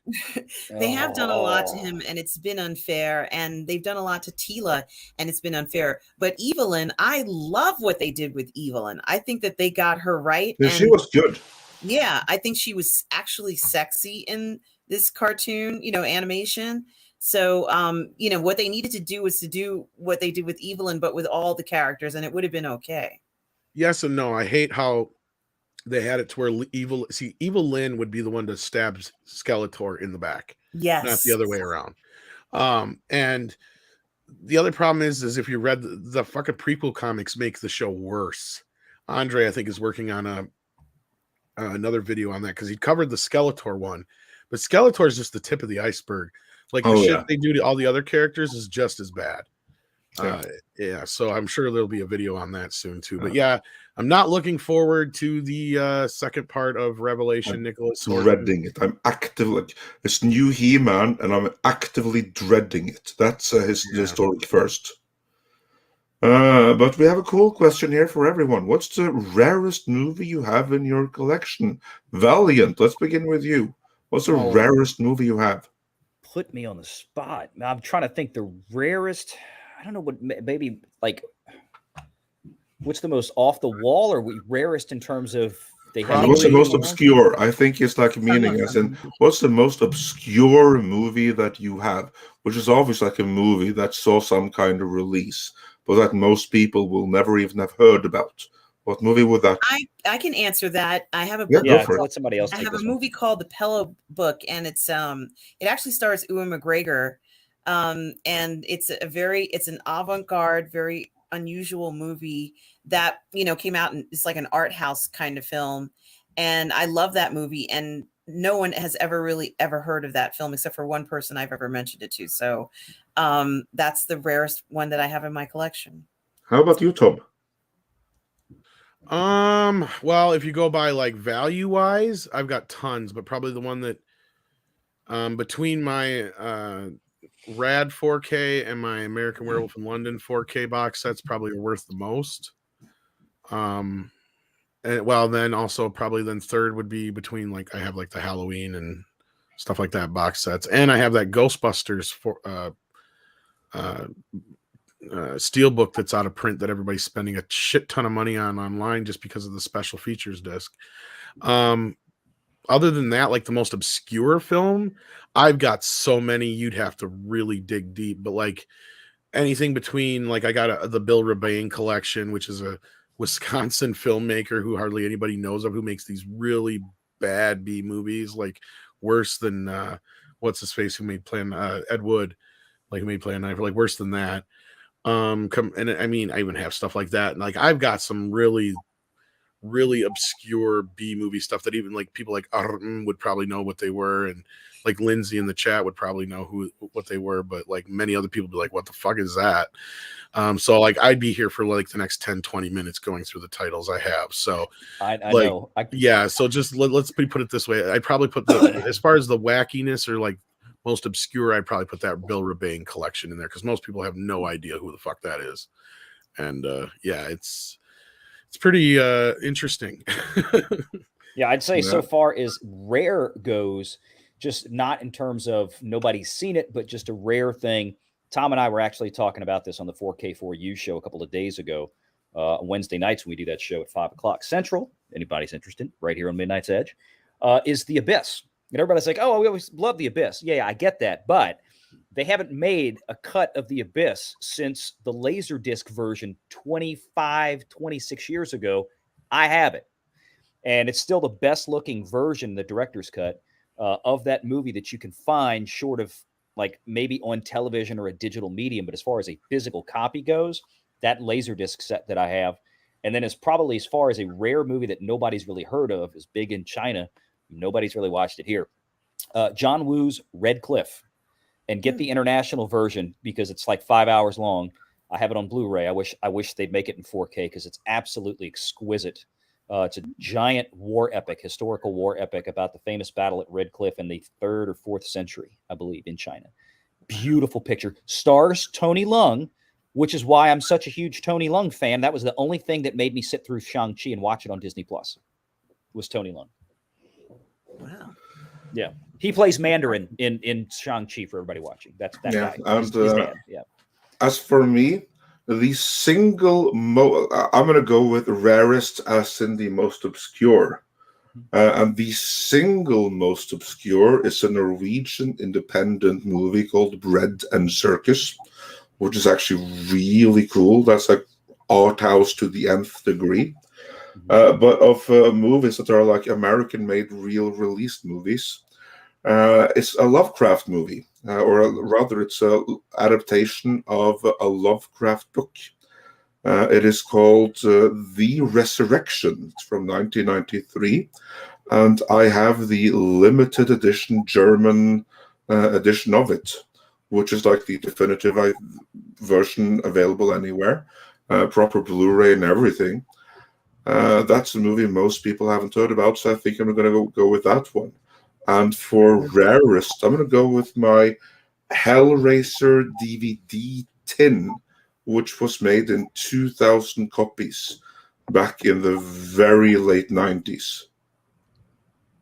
I think it was, yeah. That's what I have there. And then moving on, I have to get caught up with some super chats here. We're starting to reach the end. I say we had some coming near at the end here too. Yeah, I just have to get caught up to that. Here we go.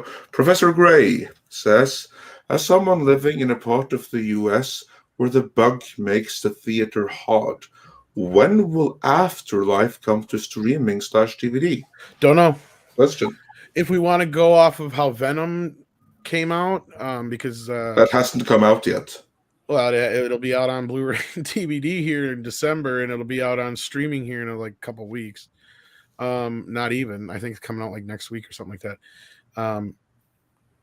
Or yeah, something close to that. Like my guess, I think because my buddy asked the same thing. Honestly, I would say end of January, beginning of February. It's not going to be too long, but it won't be right away because Sony's been pretty adamant about keeping things pretty close to the way they were. They got like a kind of 120-day window kind of thing going, but they were pretty quick about Venom, so they're still kind of keeping it because I think they knew as soon as the box office started to roll off, they're using that momentum to sell the video now. So like they have to give the theaters so much. That's all prearranged in the contract when they sign these contracts for exhibition or rentals with AMC, Regal, all these people. They have to stipulate in these contracts, how much exclusivity that theater is going to get. That determines the rate of sharing, the box office sharing between the theater and the studio. So if they tighten it up too much, they get less money from the box. So Sony's been trying to keep it floating out there at least, I think, 90 days, maybe, Tom? Well, I know that Venom hits Blu-ray and DVD on December 14th, and it hits digital on November 23rd. So that's what? It came out in October 1st. So that's about 75 days. Yeah, I was gonna say they're more about like a little bit more 75 days. Yeah, so they're still in that range. So I'd say So my prediction of probably late January, early February is probably not far off. Yeah, unless the movie does extremely like if this movie continues to have legs, like if this thing plays through Christmas or something like that, then it probably won't hit video until May. But like chances are, with the way things are right now, I think it's probably good guess. It's probably end of January, beginning of February.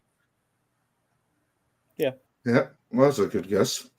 And Dr. Long Dongler became a member, so welcome. That's much appreciated. And then we have a question from Willie Woodward. Yes. Do you think they'll ever again get a Sony hack level of leaks with Hollywood? Sorry, couldn't send a suit chip. Oh no, that's fine. I would love to think we would, but I think after that Sony hack, every studio has made sure and double made sure that they will not ever have that again. So if we ever have anything close to that, it's going to be an inside leak, right? It's going to be somebody from the inside. Yeah, I agree. I don't think, I mean, we should be so lucky. I mean, I love that Sony leak. I mean, we had fun with that for years. We still can bring it up every once in a while. But I don't think we'll have something like that again. That was a unique thing.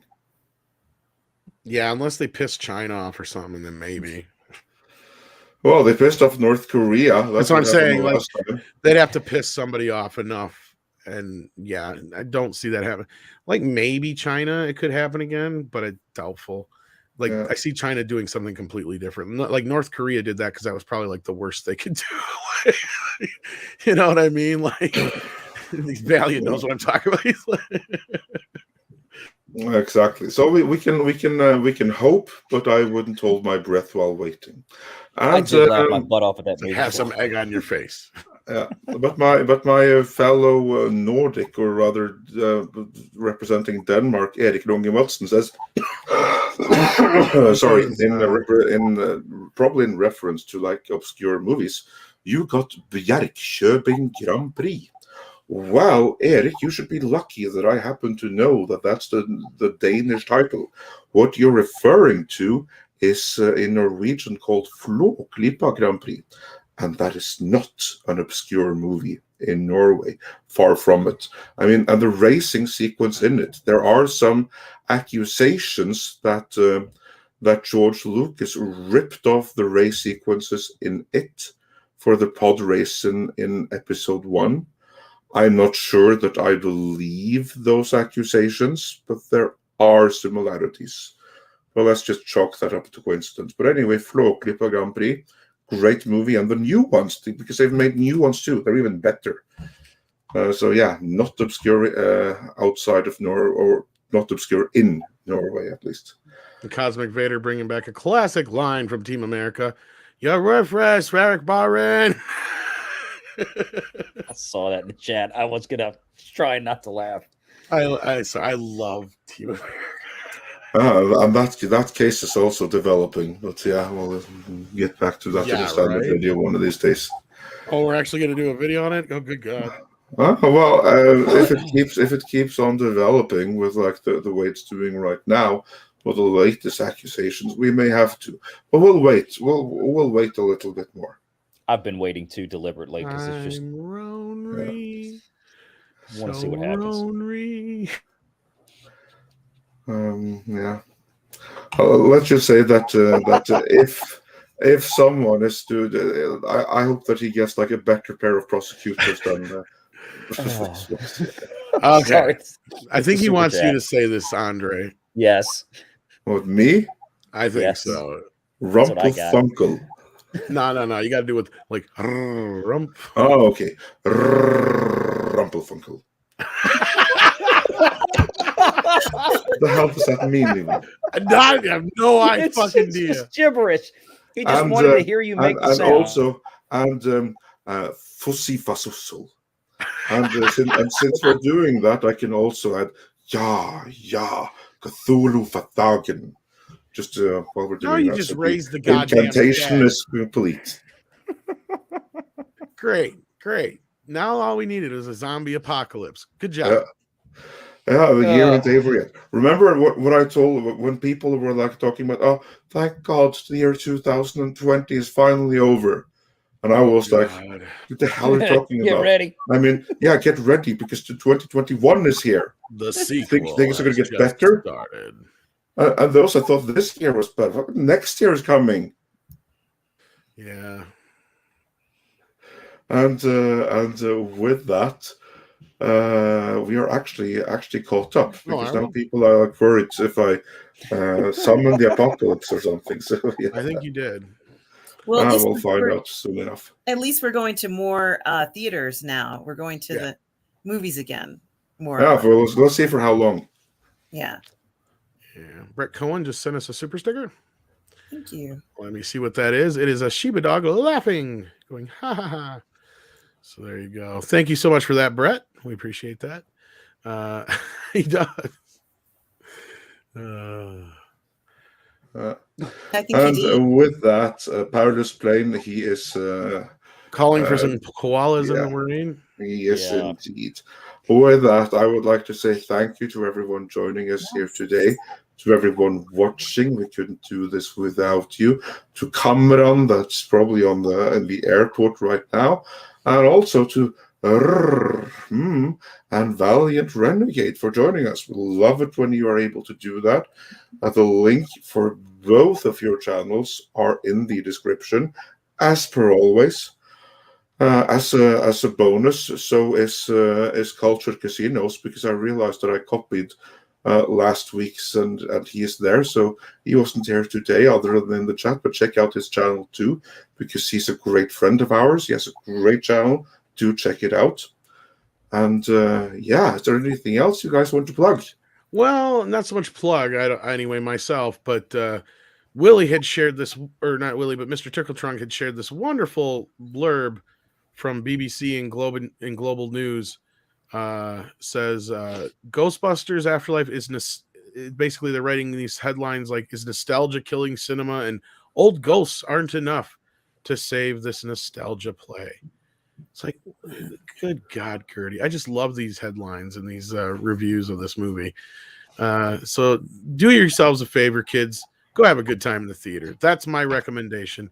Go see Ghostbusters Afterlife. Yes, do you have anything? The movie doesn't deserve that type of censure from anyone, honestly. It's a good-hearted film with good intentions, and that's what I took away from it, and I think most people will. So have no fear. It's a wonderful film. Yeah, Mr. Jilted Lovers. Yep. Yes. I can't imagine anybody not at least enjoying the film. I mean, may not be what I built it up to be in some people's eyes. I understand that. But coming from a kid who grew up on Ghostbusters, I know there's going to be a lot of 40-year-old men crying this weekend, and for good reason. And that's all I have to say, Andre. Do you have anything to plug? Yes, just that I am on Midnight Metal tonight on the Burnett Network with Robert Burnett. Yes, at 3 a.m. Pacific Standard Time. I'm sorry, 3 a.m. Eastern Standard Time.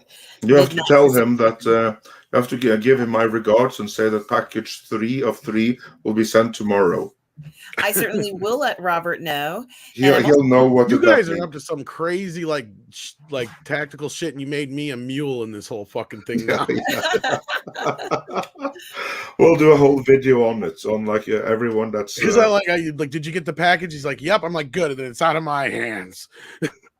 And I believe I might be on Toxic Femininity Monday, I believe.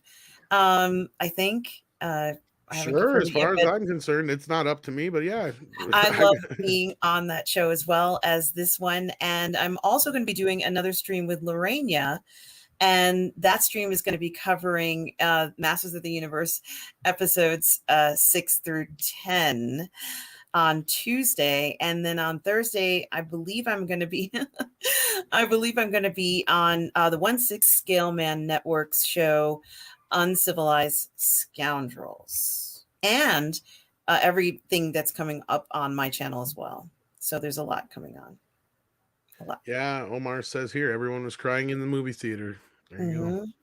I heard lots of sniffles and seen some men with eyelids sweating. Yep.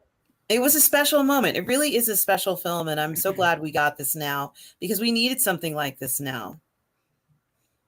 Yes, yeah, and I can see already the one I'm going to tonight, those 7 o'clock, 8 o'clock, 6 o'clock shows, those primetime shows, they're already starting to fill up. I just went and pulled it up a little while ago. So, on that note, Valiant, do you have anything to plug? Nothing in particular. We did the Ghostbusters box office video that went out last night. Of course, the conversation that I had with Kamran about all the Kennedy stuff go into, some similar but some additional detail in that video if anybody wants to check it out on the channel. Probably the next video coming out will be Sunday, Monday, probably talking about this weekend's box office with Ghostbusters and seeing where things are. And of course, seeing how far the Eternals fell. And because at this point, that's kind of a dead duck for them. It's going to be a bad loss. But no, they're going to have a hard time hiding this one. Yeah. Oh yeah. Big time. No, but thanks to everybody out there in the chat. We hit 2,000 subs Monday this week, and I'm almost at 2,100. Congratulations! Today, yes, congratulations! So, that's some great traction right there. Yeah, thank you everybody out there. Yeah, it's like 350 in the last 30 days or something. I'll tell you what, we'll have to do some kind of special celebration when you hit 4K, since you'll be Valiant 4K on 4K. That's a good idea. Yeah, probably start doing live streams on the 1-year anniversary, which is in about 2 months. Nice. So we'll see. Looking forward to it. And also check back here on Monday. Yeah, we don't have anything special going on at all. No, nothing special is going on Monday. Nothing special is going on Monday. Tom needs a break. We're not doing anything Monday at all. Don't listen to him, folks. Don't watch Monday's show. Nothing cool is going to happen. I'm waiting for the punchline. No, it's reverse psychology. It works every time. Yeah, exactly. Oh, something very cool. No, of course. I'm just kidding. Yes. We have the one, the only Danny Trejo here. Machete himself. That's going to be crazy. On the morning show, Danny Trejo. That's right. You heard us correctly. And yes, I'm lying, Sebastian. Yeah, do not come. Well, I'm going to come. God. Yes, Danny Trejo will be here Monday. Thank you so much for Paulie for making that happen. He's been working so hard behind the scenes to make it so, and he did. So Monday morning, I believe he'll be here at what time, Andre? Noon-ish Central. I think we'll double check, but I think it's an hour after we normally start, which would be noon Central. Yep. Yeah. But do check in early so we can get to the we'll double first. check and we'll set it up in good time in advance. Absolutely. So stay tuned for any updates on that. So yes, please join us Monday. Don't forget to tell your friends, tell your mother, tell everybody, because ain't nobody I know who don't like Danny Trejo. Mm-hmm. See? I love him. I'm looking forward to that show. And that rhymes, so it works. We'll put that on a t-shirt. Ain't nobody I know who don't like Danny Trejo. So there you go. Even if Machete Kills was unwatchable, I still don't know anybody who don't like Danny Trejo. Yeah, Machete was amazing in it, even though the movie around him was a little bit so-so. Yeah, that was one of those movies they probably never should have tried again. I didn't see the second one, so I don't know. Yeah, it was best in the trailer, but yeah. Yeah, that's kind of what I was figuring. And with that, then I believe it is time for koalas in the rain. Koalas in the rain. Koalas in the rain. No fucks given. Koalas